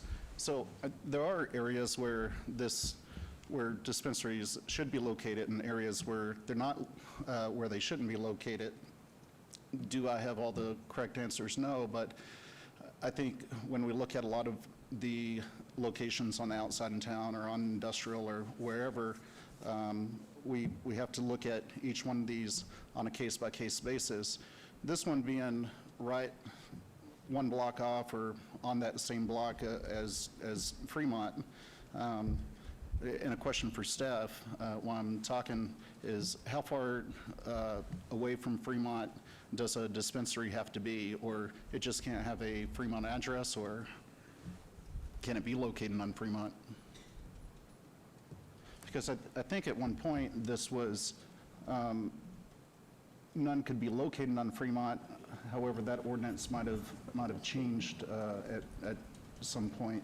Through you, Vice Chair, yeah. So it shall not be located on any property which abuts Fremont Street west of 8th Street. That is the only. Okay. Anyways, we have to look at the use and how it's going to have a greater impact on the neighborhood or the Fremont Street experience and what's generally within that area. I noticed when I went to Seattle, Washington a few years ago with the planning department, and they passed recreational cannabis use before Las Vegas did, and it seemed like on every corner there was somebody smoking a cannabis product, and it actually become kind of annoying after about 3 or 4 days of being at the conference. And I smell it going up and down Las Vegas Boulevard, and I smelled it on Fremont. It's already there, so to say that all the issues is going to come from one dispensary, we all know that people go to dispensaries, they bring it back to the hotels, and when they're coming here to visit. However, I think just when you give them that much, or you give them that, a dispensary that is in close proximity to Fremont Street experience, it just allows that access, or people to have greater access than they ordinarily would if it was further away. Where if they're drinking, intoxicated at the end of the night, they might not decide to go up to Main Street or down Las Vegas Boulevard or into Industrial. But if it's just a few steps away, they might be more encouraged. At the end of the day, I'm a little bit concerned about and I won't talk about this topic too much because we're not voting on this tonight, but it kind of goes into what the point that I'm making here tonight is the consumption lounges. I'm concerned about what that's going to do to Fremont. And so I have a lot of concerns. Once we get consumption lounges and dispensaries that are located adjacent to Fremont, it's kind of hard to reverse that. So I think we need to, when we're approving these items close to Fremont, we really need to think about it and make sure that whatever we're approving does fit with what the people at Fremont Street experience are looking for. Thank you, Commissioner. Anybody else wish to be heard? Through you, Mr. Vice Chair. Boy, I tell you, I actually lost some sleep over this. If this were a consumption lounge, I wouldn't have a problem with it, but I believe that, yes, you do fit within the parameters, and that's why staff has, recommended approval. But the problem is people are going to go into here, and they are going to get marijuana, and they have to smoke it somewhere, and they're just going to walk outside and smoke. And I know if I'm on Fremont Street experience and I've got my grandkids, it's really uncomfortable smelling that smell constantly. It really is. And as Mr. Silver said, personally, I don't have a problem with it being close to a casino, because I don't think that they're in what do you call it? With schools, what is that called? What's that word? Yes, that what he just said. So I don't have a problem with that. I don't think that, I think the casinos are very well, can take care of themselves. I've worked in casinos for a very, very long time, and I don't think they have a problem. I do have a problem with people leaving and listening to what the Captain Chavez said. When people are purchasing this, and then where are they going to go? They have to smoke it somewhere. We have allowed people to purchase marijuana. What in the hell do they do after that? Where do they go? They go on Fremont Street. And like I said, when I take my grandkids downtown and show them the Fremont Street experience, I don't like smelling marijuana. It gives me a headache. So I don't know what I'm going to do yet. I can tell you that I am just completely, I could probably argue either side of this issue, but I would like to hear from Commissioner Williams. You want to hear from me? I want to hear from you. Okay, very good.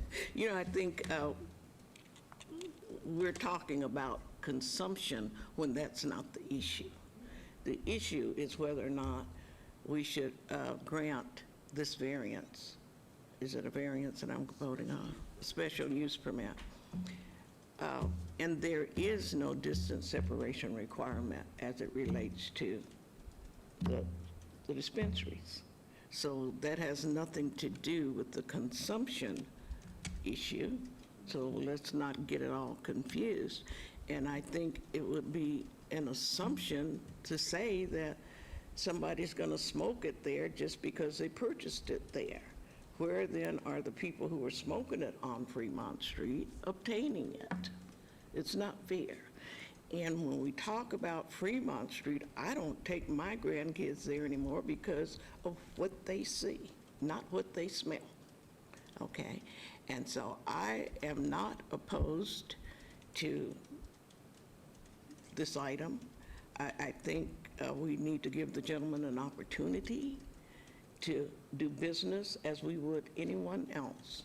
And because he meets the requirements of the law, I see no reason for us to do otherwise. And if you would like, would you go right ahead? Thank you, and I'll defer back to you. I got a little heartburn over it.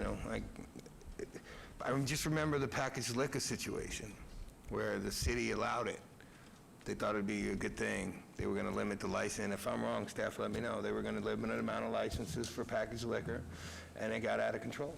And it wound up being a problem, a major problem, to the point where it took a long time to kind of reel that back in again. And I'm afraid this is like Pandora's box. Yes, they're within the law that's been written, I get it, but I treat special use permits as a common sense thing. And that's exactly what they are, a special use permit.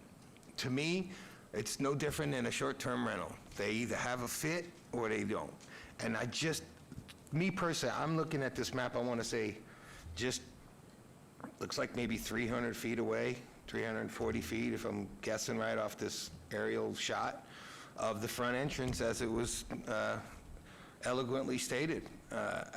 That's my rub. And for Metro to have a concern, that's another big rub for me. I mean, these guys are out there on the front lines every day trying to protect the interests of the revenue source of this state. It's that strip that supports basically everything we do. And we got to take, I believe, we got to take their consideration into account. I mean, it's hard for me. I just remember what the packaged liquor did, and now we have a situation where we can put this out there, and we're going to have greater access. Is it going to deter, stop people from, getting their hands on it and going down there and smoking it? No, but I do believe that it would definitely enhance the situation. Now, my personal belief is really not your problem, but I do have to take into consideration it is a special use permit, and it's going to have effects down there. And then I guess my other question would be, and it might be for council, at this point in time, is there any way, shape, or form that location, even though the owner stated that he never desires to do it, but is there any way, shape, or form, because the application was in prior to the law that was just passed, do they have an opportunity to turn into a consumption lounge at any point in time? Mr. Vice Chair, they do not. The consumption lounge ordinance that the council passed specifically requires you to have been licensed or to have had an approved special use permit as of the date that ordinance was passed. Okay. So no dispensary that's approved here on forward will be eligible, at least not for that first year of the kind of the pilot program, I think is how Councilman Fiore's described it, that first proving year for just the dispensaries that are currently approved. And by Okay. currently, I mean as of the date they approved that ordinance. Thank you. And then one other question for staff is, how did they get around the parking? Is it because the Neonopolis parking garage is right across the street and there's a revenue stream for the city there? I'm just trying to put this all together. Vice Chair, in that particular part of Las Vegas, we do not automatically apply parking standards. So while we have kind of guidelines based on other places in town, there's really no standard parking requirement in downtown. Is it, excuse me, is it just for that particular street? Because I know there's other businesses that's come before us, they've had to have a parking variance within blocks away from that. Mr. Vice Chair, if I might, so anywhere in the downtown master plan area, what we call Area 1, is what used to be the old Centennial Plan. And under the old Centennial Plan, we do not automatically apply the parking standards. We take on a case-by-case basis based on what the applicant is able to provide on-site and any additional amenities, again, given that it's in an urban area. So this location, because they do have immediate access to public parking facilities, well, let me be very clear, it's not because there's a revenue stream for the city there, but they do have public parking amenities within that area. This business or any other business that would request the requested parking would be recommended for approval for that parking because there are ample opportunities for parking in the vicinity of this retail location. Thank you for that clarification. And just for clarity, so I know there's no distance separation from dispensary to dispensary, but at this point in time, you're saying there's 0 distance separation for a non-restricted gaming license? Mr. Vice Chair, yes. So there is no distance separation to gaming under any state or local jurisdiction requirements. We do have, as was pointed out by the applicant, we do have the carve-out for the Fremont Street west of 8th, where we do not allow anything that abuts Fremont Street to make application for a marijuana use. But that is the only limitation, and that's not based on gaming. That's based on the fact that it's the pedestrian mall and the tourist area there. So, but that's not a gaming-specific restriction. That's just because of the nature of Fremont Street in that area. All right, I got to tell you, Roy, man, I'm torn on this one, buddy. I really am. Common sense just tells me it's just not the right fit for the location, just because of the intensity that it's going to bring under that canopy that they're spending, millions of dollars as we speak. I think they just literally broke ground the other day to revitalize that, and I'd hate to be the contributing factor guy of that. That's just, it's my, I don't know what you want to call it, but karma, maybe? I don't know. I just think it's bad juju, man. So I'm just going to leave it right there and see what these commissioners come up with. Okay. Thank you. Vice Chair, I'm ready to make a motion. Please do. Okay. I want to say, first of all, I can appreciate everything that you guys said. However, I think, again, we're assuming what's going to happen as opposed to just dealing with the facts. And if you want to tear apart the gentleman's application because it's near Fremont Street Experience, then perhaps somebody should look at Fremont Street Experience and see what effect it would have on his business. With that said, my motion is to approve. You heard the motion. A yes is for approval.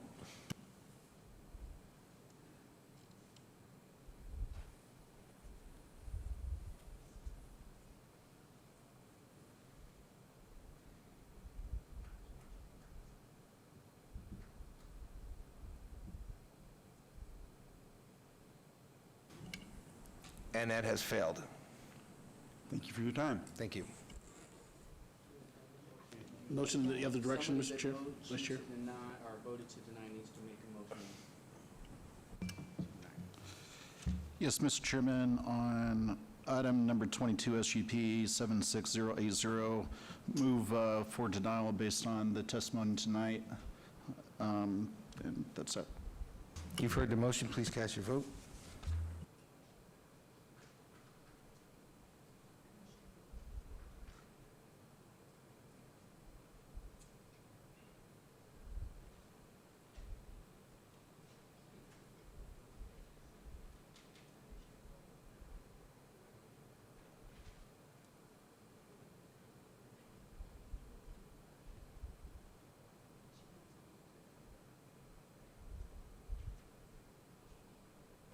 And that motion passes. Mr. Chairman, that item will move forward to City Council and be heard as a part of their agenda on June 19th, 2019.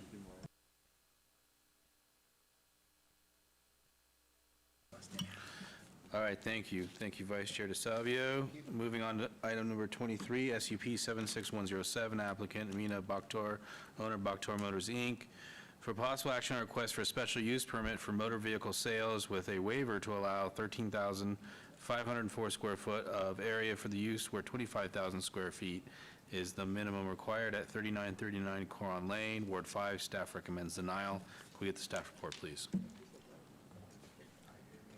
Give me 1 second. Mr. Chair, the proposed waiver would allow a 46% deviation from the 25,000 square foot required to be dedicated to the proposed use. Due to the waiver request, staff finds proposed use cannot be conducted in a manner that is harmonious and compatible with surrounding land uses. Staff therefore recommends denial of the application. Please note that there are additional letters of protest since publication. Thank you. Thank you very much. Can I get your name and address for the record, please? My name is Julio Bogarin, and I live at 501 North Dio Street, Las Vegas, Nevada, 89107. Can you spell your last name for me, Julio? Bogarin. Thank you. Oh, and I'm here requesting approval of the special use permit for the waive for the amount of square footage. We are a internet-based dealership. We keep under 15 cars inventory. I think right now we have under 10. And we wanted it, this was an old auto shop before, which we repair our own vehicles, our own customers' vehicles. And this would be a perfect place to do business. Now, there's other business surrounding the area. Across the street, there's a empty lot where they store pickup trucks, diesel trucks that they're used for like moving and hauling dirt. Next to that is a landscaping company, which they store all their landscaping there. And then next to us, I believe, is a construction company. So there's a few different, there's no visible residential areas.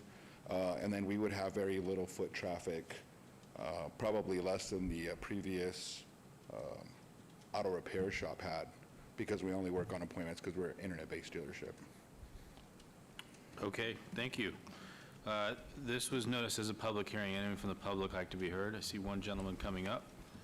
If I could just have you step aside. I'll need your name and address for the record, sir, and if you're for or against and why. Against. I used to be Ramon Rodriguez. I live at 1924 Stonehaven, Coran. Corner Coran and Stonehaven. Right in the corner. Okay. Okay, the gas station right there, whatever he's going to build right there, one day they go bring a nuisance to that neighborhood. They don't got no speed bumps. The other mechanic used to get the car, race them down Coran. I had to chase them a couple of times to tell them to slow down. They don't go out the opposite way. They go down Coran all the time. I got little grandkids now there. You know, I've been there 25 years, 35 years, where that I know Lou from the union. Oh. I don't think the commission goes by there at all. Because that lot he's talking about right next to him, there's semi-trucks going down Coran. Or Valley almost got hit once from those big-ass semi. I got a picture of them right now. And my phone, the semi-truck goes down Valley, up over the humps, almost take the Lake Street. They never hit those laws. I was there already. I've been there 35 years. I saw that neighborhood turn around, upside down. Nobody takes care of their properties no more, nothing like that. Okay. Okay. What did this guy go do? Bring these cars in there, bring more trouble to our neighborhood. Well, That's what they go do. Thank you for coming out. Appreciate it, Raymond. Thank you for your comments. Thank you. Anyone else like to be heard in this application? Seeing no one else, I'll ask the applicant to come up. I'll give you a minute for a quick rebuttal before we turn it over to the commission for discussion. Perfect. Thank you so much. My name is Julio Bogarin, and we're not bringing any trucks to the property. All we are is family vehicles, sedans, SUVs, and then we have no control over what vehicles are running through there now. We just leased the property last month, so we have, I mean, I wish there were speed bumps there, so if there's ever any planning for that, I'll come and help them out, but as far as like with the traffic going on there, we wouldn't bring any other traffic going through Coran. We're expecting most of our traffic to come through Rancho, and this is maybe less than half a block away from it. Great. Thank you. Thank you very much. Thank you. I will turn it over to the commission for discussion. Commissioner Williams? Yes, Chair Cherry. I was at your location this morning, sir, and I saw 2 cars in the bay being repaired, and another gentleman drove up, I guess, to get serviced also. But in looking at that property, and it is unusual neighborhood, to say the least, on the corner of Rancho and Corinne Lane. It's like residential and some apartments that are up for sale, and then it comes over, and then it's your property. I don't think that use as a use for a motor vehicle sales shop would be compatible with that neighborhood. That would not enhance the quality of the neighborhood. So with that, I am prepared to make a recommendation. If there are none other remarks, Please do, Commissioner. my motion would be to deny SUP 76107. Thank you. There's a motion on the floor. Please cast your votes. A yes vote is for denial.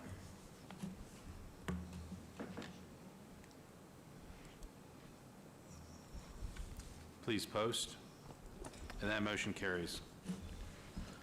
Mr. Chairman, that item will be heard by the City Council on June 19th, 2019. Thank you. Moving on to item number 24, SUP 76116, applicant Angel L. Hammering, owner Paul C. Gallo Trust, for possible action on a request for a special use permit for proposed 984 square foot massage establishment use with the waiver to allow a 600-foot distance separation from an existing massage establishment where 1,000 feet is required, and 0-foot distance separation from a city park where 400 feet is required at 2911 North Tenaya Way, Suite 215, Ward 1. Staff recommends denial. Can we get the staff report, please? Mr. Chairman, due to the associated distance separation waiver request, staff finds the proposed use cannot be conducted in a manner that is harmonious and compatible with surrounding land uses. Therefore, staff recommends denial of the application. Please note that there are additional letters of protest since publication. Thank you. Thank you very much. Can I get your name and address, please, for the record? Good evening. My name is Angel Hammering. My address is 3217 Carolina Moon, North Las Vegas, 89081. Thank you, Chairperson, Vice Chairperson, and Commissioners for hearing me out tonight. I wanted to take a moment just to introduce myself so you know who I am. I graduated with a degree in accounting back from New Mexico State University in 1996, moved out to Las Vegas. I have been a licensed independent massage therapist for the city of Las Vegas for 22 years. In those 22 years, I have completed close to 3,000 hours of continuing education, focused primarily on medical, sports, and neuromuscular massage therapy. I have also been an educator for 2 local massage schools, spent 4 years doing that. The last 16 years, I have worked alongside a chiropractor, and in that experience, I have primarily worked with professional to novice athletes of all ages, children through adults, including 4-time Mr. Olympia. I've worked with injury rehabilitation and prevention. I've had success with TMJ dysfunction, and as well as working with just everyday aches and pains from daily activities and bad postural habits. My intention is to open a medical massage practice. I would like to train and educate massage therapists in the manner that I have given over the last 22 years. I like to encourage teamwork among my group. My team will be under constant supervision and guidance. I will encourage constant education as well as financially supporting my team in that education. They will be guided in client assessment, exceptional treatment, and thorough documentation. In my application, I did submit 11 letters of recommendation. I have one more today from one of my therapists that I have trained. Should I hand that in or just hang on to it right now? Please.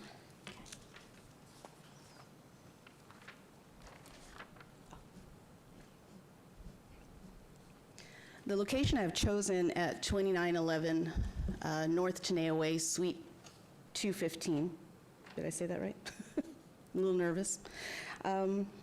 It's in a medical complex because of the fact that I do want to offer strictly medical practice. There will not be any spa services offered in my practice. The lease agreement that was signed if you can see here, states that, is that up or not? It states here on the lease agreement that the permitted use, the tenant shall use the premises solely for a medical office space, which is exactly my intention. I am surrounded in the complex by medical professionals. I have personally gone to every office and met either with the office managers or the physicians and have started to create relationships with those offices, including the dentist. We're looking forward to working with the TMJ patients. I've met with the pediatrician, and we spoke about working with the children with injuries, children dealing with scoliosis, athletic injuries, and so forth. Also in our complex, we have a direct medical care office, MK Medical. I've created a very strong relationship with them as well. We share the same common interest of quality patient care. So the waivers I am requesting today, first one is a 600-foot distance between an existing massage establishment where I know 1,000 feet is required. Also in my application, I submitted correspondence between myself and Dr. Cherie Sanders, chiropractor. She did note that she is in full support of the practice. She is not against it in any way. As a matter of fact, in her email, she also offered me a job. So she said if it didn't work out, she wanted to offer for me to rent space. She was very pleasant to speak with. We looked forward to working with each other because we do offer complimentary care.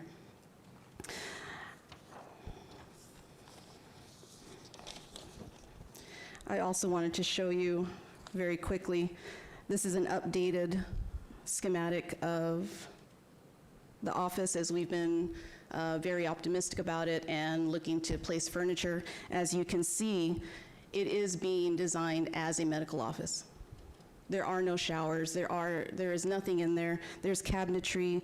The massage tables are the only thing missing here. We didn't put those in because we were working with new furniture. There's an entrance, check-in desk, place for the client to change. In the kitchen, we've set up, I know this looks just like a place for the therapist to sit and eat, but it's actually going to be a desk for them to do their documentation, as well as in the offices themselves where they will sit and assess the clients. The other waiver I am requesting is a 0-foot distance from the Doc Romero Park, where 400 feet I know is required. Here you can see the red marks are current proposed location. The Doc Romero Park, I understand, is located directly on the opposite side of the property wall. However, as you can see, there is a huge detention basin which allows for unusable and inaccessible space for any of the public to play in or be around. So there is a significant distance between us and the actual playground. So I'd like to just say that I am looking to basically start a medical massage establishment. Again, I've done this for 22 years. I would like to share the work that I have done with these therapists, train them, educate them, encourage them to continue with the same work. And I'd like to set the standard for what a medical massage practice should be. Any questions? No. Thank you very much. This was noticed as a public hearing. Anyone from the public like to be heard? See one person coming up. If I could get your name and address for the record, and if you're for or against the application. Good evening, Chairperson and Commissioners. My name is Bianca Smith. I am the Compliance Inspector for the Southern Nevada area of the Nevada State Board of Massage. We are located at 1621 East Flamingo Road, Las Vegas 89119. I am here to support Ms. Hammering and her application and her request for the public land use. As the inspector, I have visited and inspected her location where it is currently, in addition to the other locations that are also within the 600 feet, and every location really in Southern Nevada in the 5 counties. Honestly, I've been the inspector here for 2 years now. Actually, this is my 2nd year. So we have about 530 581 locations in the 5 counties that I cover. I've never had any issues with Mrs. Hammering's business or Nicola Chiropractic or any other chiropractic office. The medical massage standard has been set, so much so that the Nevada State Board of Massage Therapy has also initiated a new license type, which is structural integration, which is along the same lines of medical massage. So historically, her locations, her staff, her therapists have never had any issues with the Massage Therapy Board. We have not had any complaints or disciplinary action for Mrs. Hammering or any of her staff, and we are in support given the history and the previous inspections that have been completed in the years past since the inception of the board. Thank you, Bianca. Thank you for coming out. Anyone else have any comments?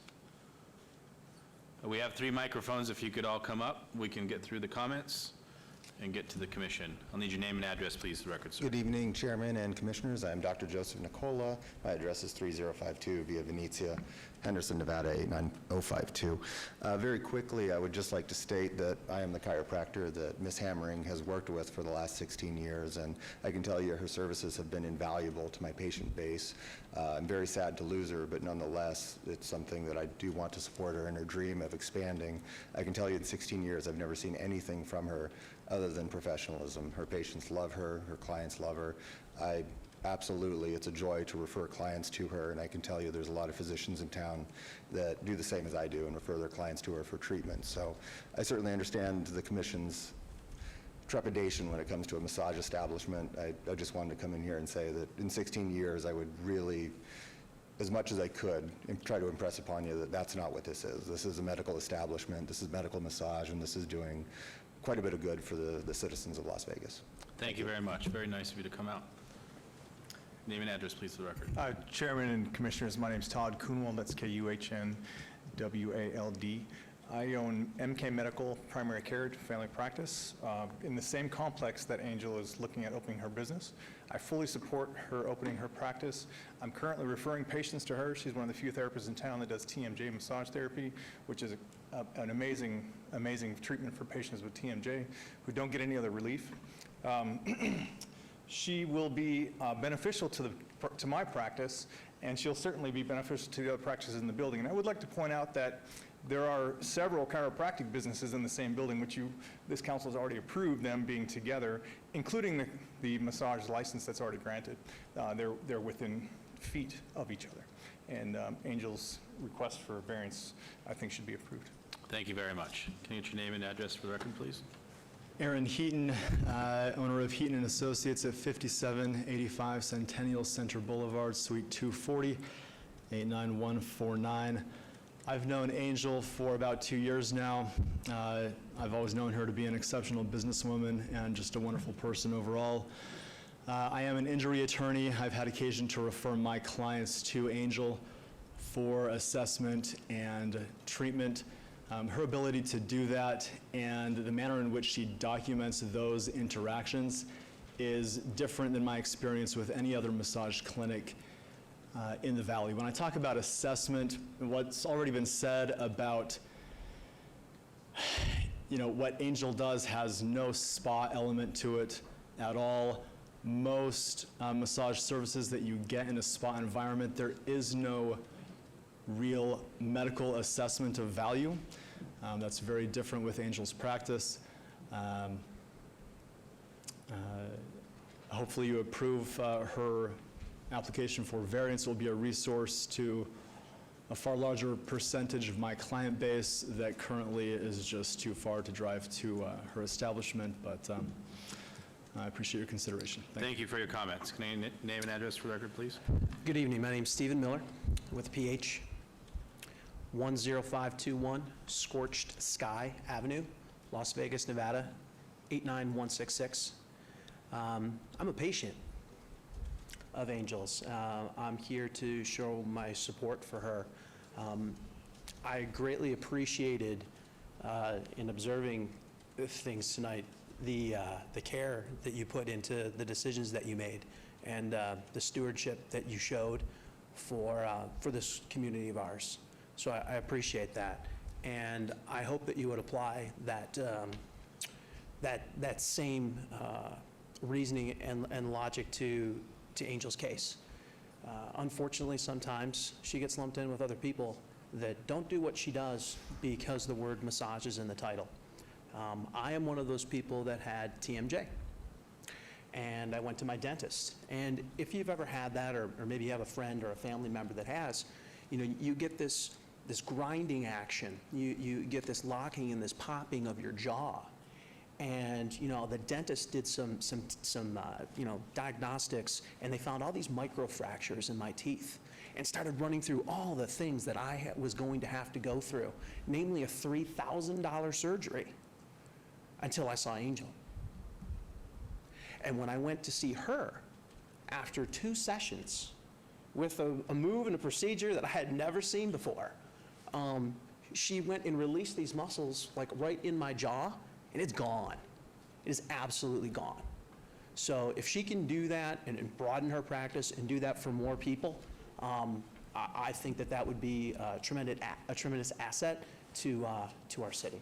So I just wanted to, again, say that I'm here to support Angel, and that's it. Thank you for your time. Thank you very much. You should do her commercial. You were very good. Can I get your name and address to the record, please? Gloria E. Nelson hyphen Larimore, Larimore. Forgive me because I forgot my notes. I was so nervous. I forgot everything. But I've been knowing Angel for about 2 years since I started a practice that was inside of Nicola Chiropractic. I was taught, like Angel, a body balancing. So I'm going to explain to you what we do, because all you're hearing is medical massage. We're similar to physical therapists. We go in, we do structural work, we do rehab on your shoulder, on your hip, on your, whatever you've broken or have had replaced, we do it. And we help you have a better quality of life without these pain meds. You guys know the climate.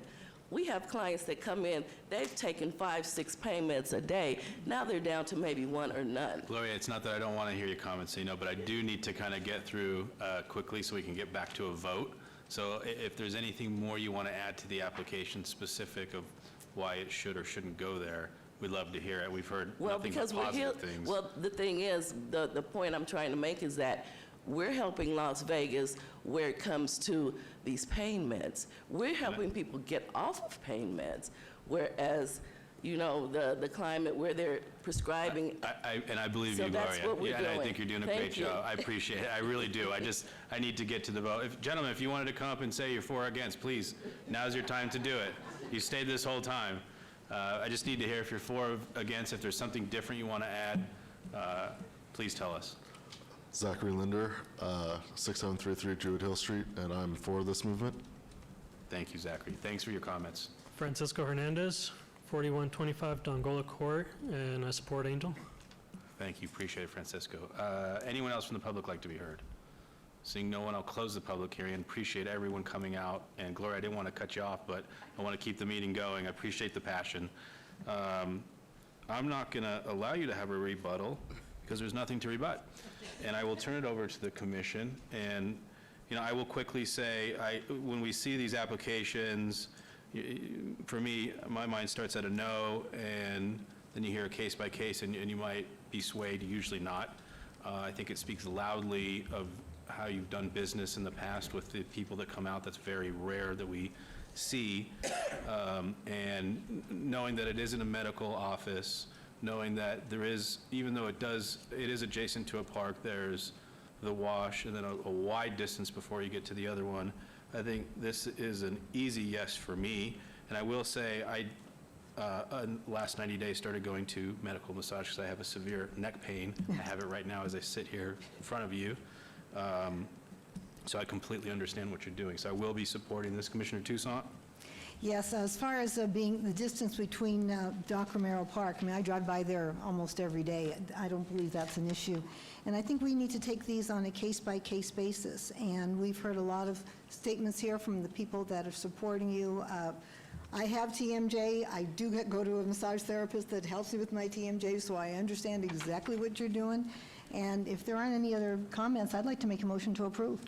We do have one comment, Commissioner Okay. DeSalvio. Yes, I just wanted to say this is exactly what I was talking about earlier. Case-by-case basis on a special use permit. I know the word massage throws people off. And my main question, even in briefing, was, is this for medical? And you guys have eloquently stated that it is, and I appreciate that because I think the location does work, especially by the hospital there and everything. So that's exactly my point. I mean, special use permit is just that. Does it fit, does it conform, and does it work? And to me, this does, so I Thank you, defer back. Commissioner DeSalvio. Thank you, Vice Chair. Commissioner Toussaint? Yes, on item number 24, SUP 76116, move to approve. Thank you. There's a motion on the floor. A yes vote is for approval.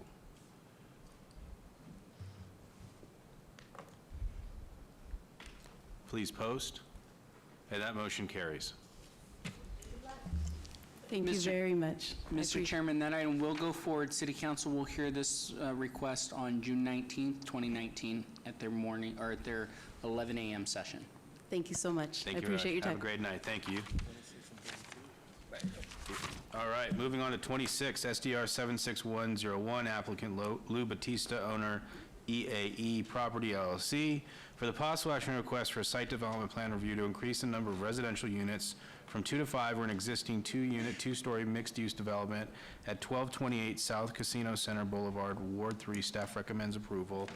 Before we have the staff report, I will disclose that my company is doing a project directly across the street that's multifamily. I don't think this affects me in any way. I've always been a big supporter of multifamily in downtown. And I'll go to staff report, please. Mr. Chairman, the proposed project is essentially an interior remodel that requires no streetscape, lot landscaping, or additional parking. Staff finds the mixed-use proposal to be compatible and harmonious within the downtown Las Vegas Arts District and recommends approval of the application. Please note that there are additional letters of support since publication. Thank you. Can I get your name and address for the record, please? Lou Batista, 3415 South Shore Heights Street, Las Vegas, Nevada, 89117. Thank you, Lou. Yes. You want to tell us about the project? Thank you. We're just requesting for the approval of the remodel of a mixed-use building. The second floor is 4,500 square feet and is 2 units. We want to convert it into 5 livable units, rentable units, and provide landscape in the back. And pretty much that would be it. Thank you very much. This was noticed as a public hearing. There's no one in the public. We will close the public hearing, turn it over to the commission for discussion, and I will quickly start off by saying I will be supporting the application, even though it goes contrary to what my company is doing directly across the street. I do feel like we need more units in downtown, more units in the Arts District, more units on East Fremont to support the businesses there, offices that are coming online or existing, and fill spaces. And so this is a project that I will be supporting. Anyone else have any? Commissioner Schlotman? Nope, ready for a motion? Please. All right, on item number 26, SDR 76101, move to approve, subject to staff's conditions. Okay, there's a motion on the floor. Please cast your votes.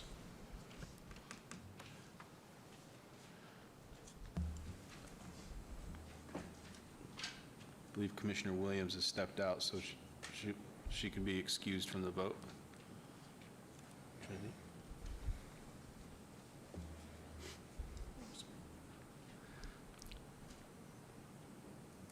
Okay, please post.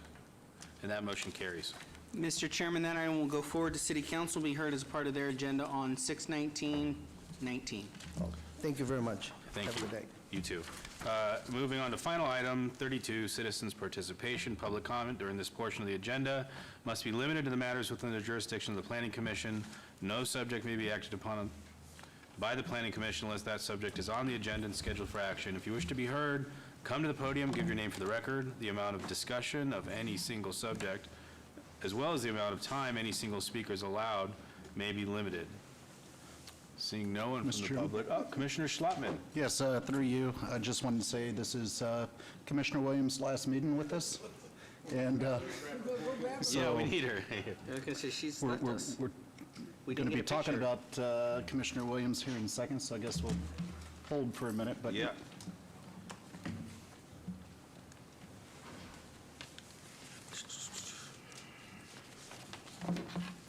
Madam Clerk, while we're waiting, I have some of your correspondence.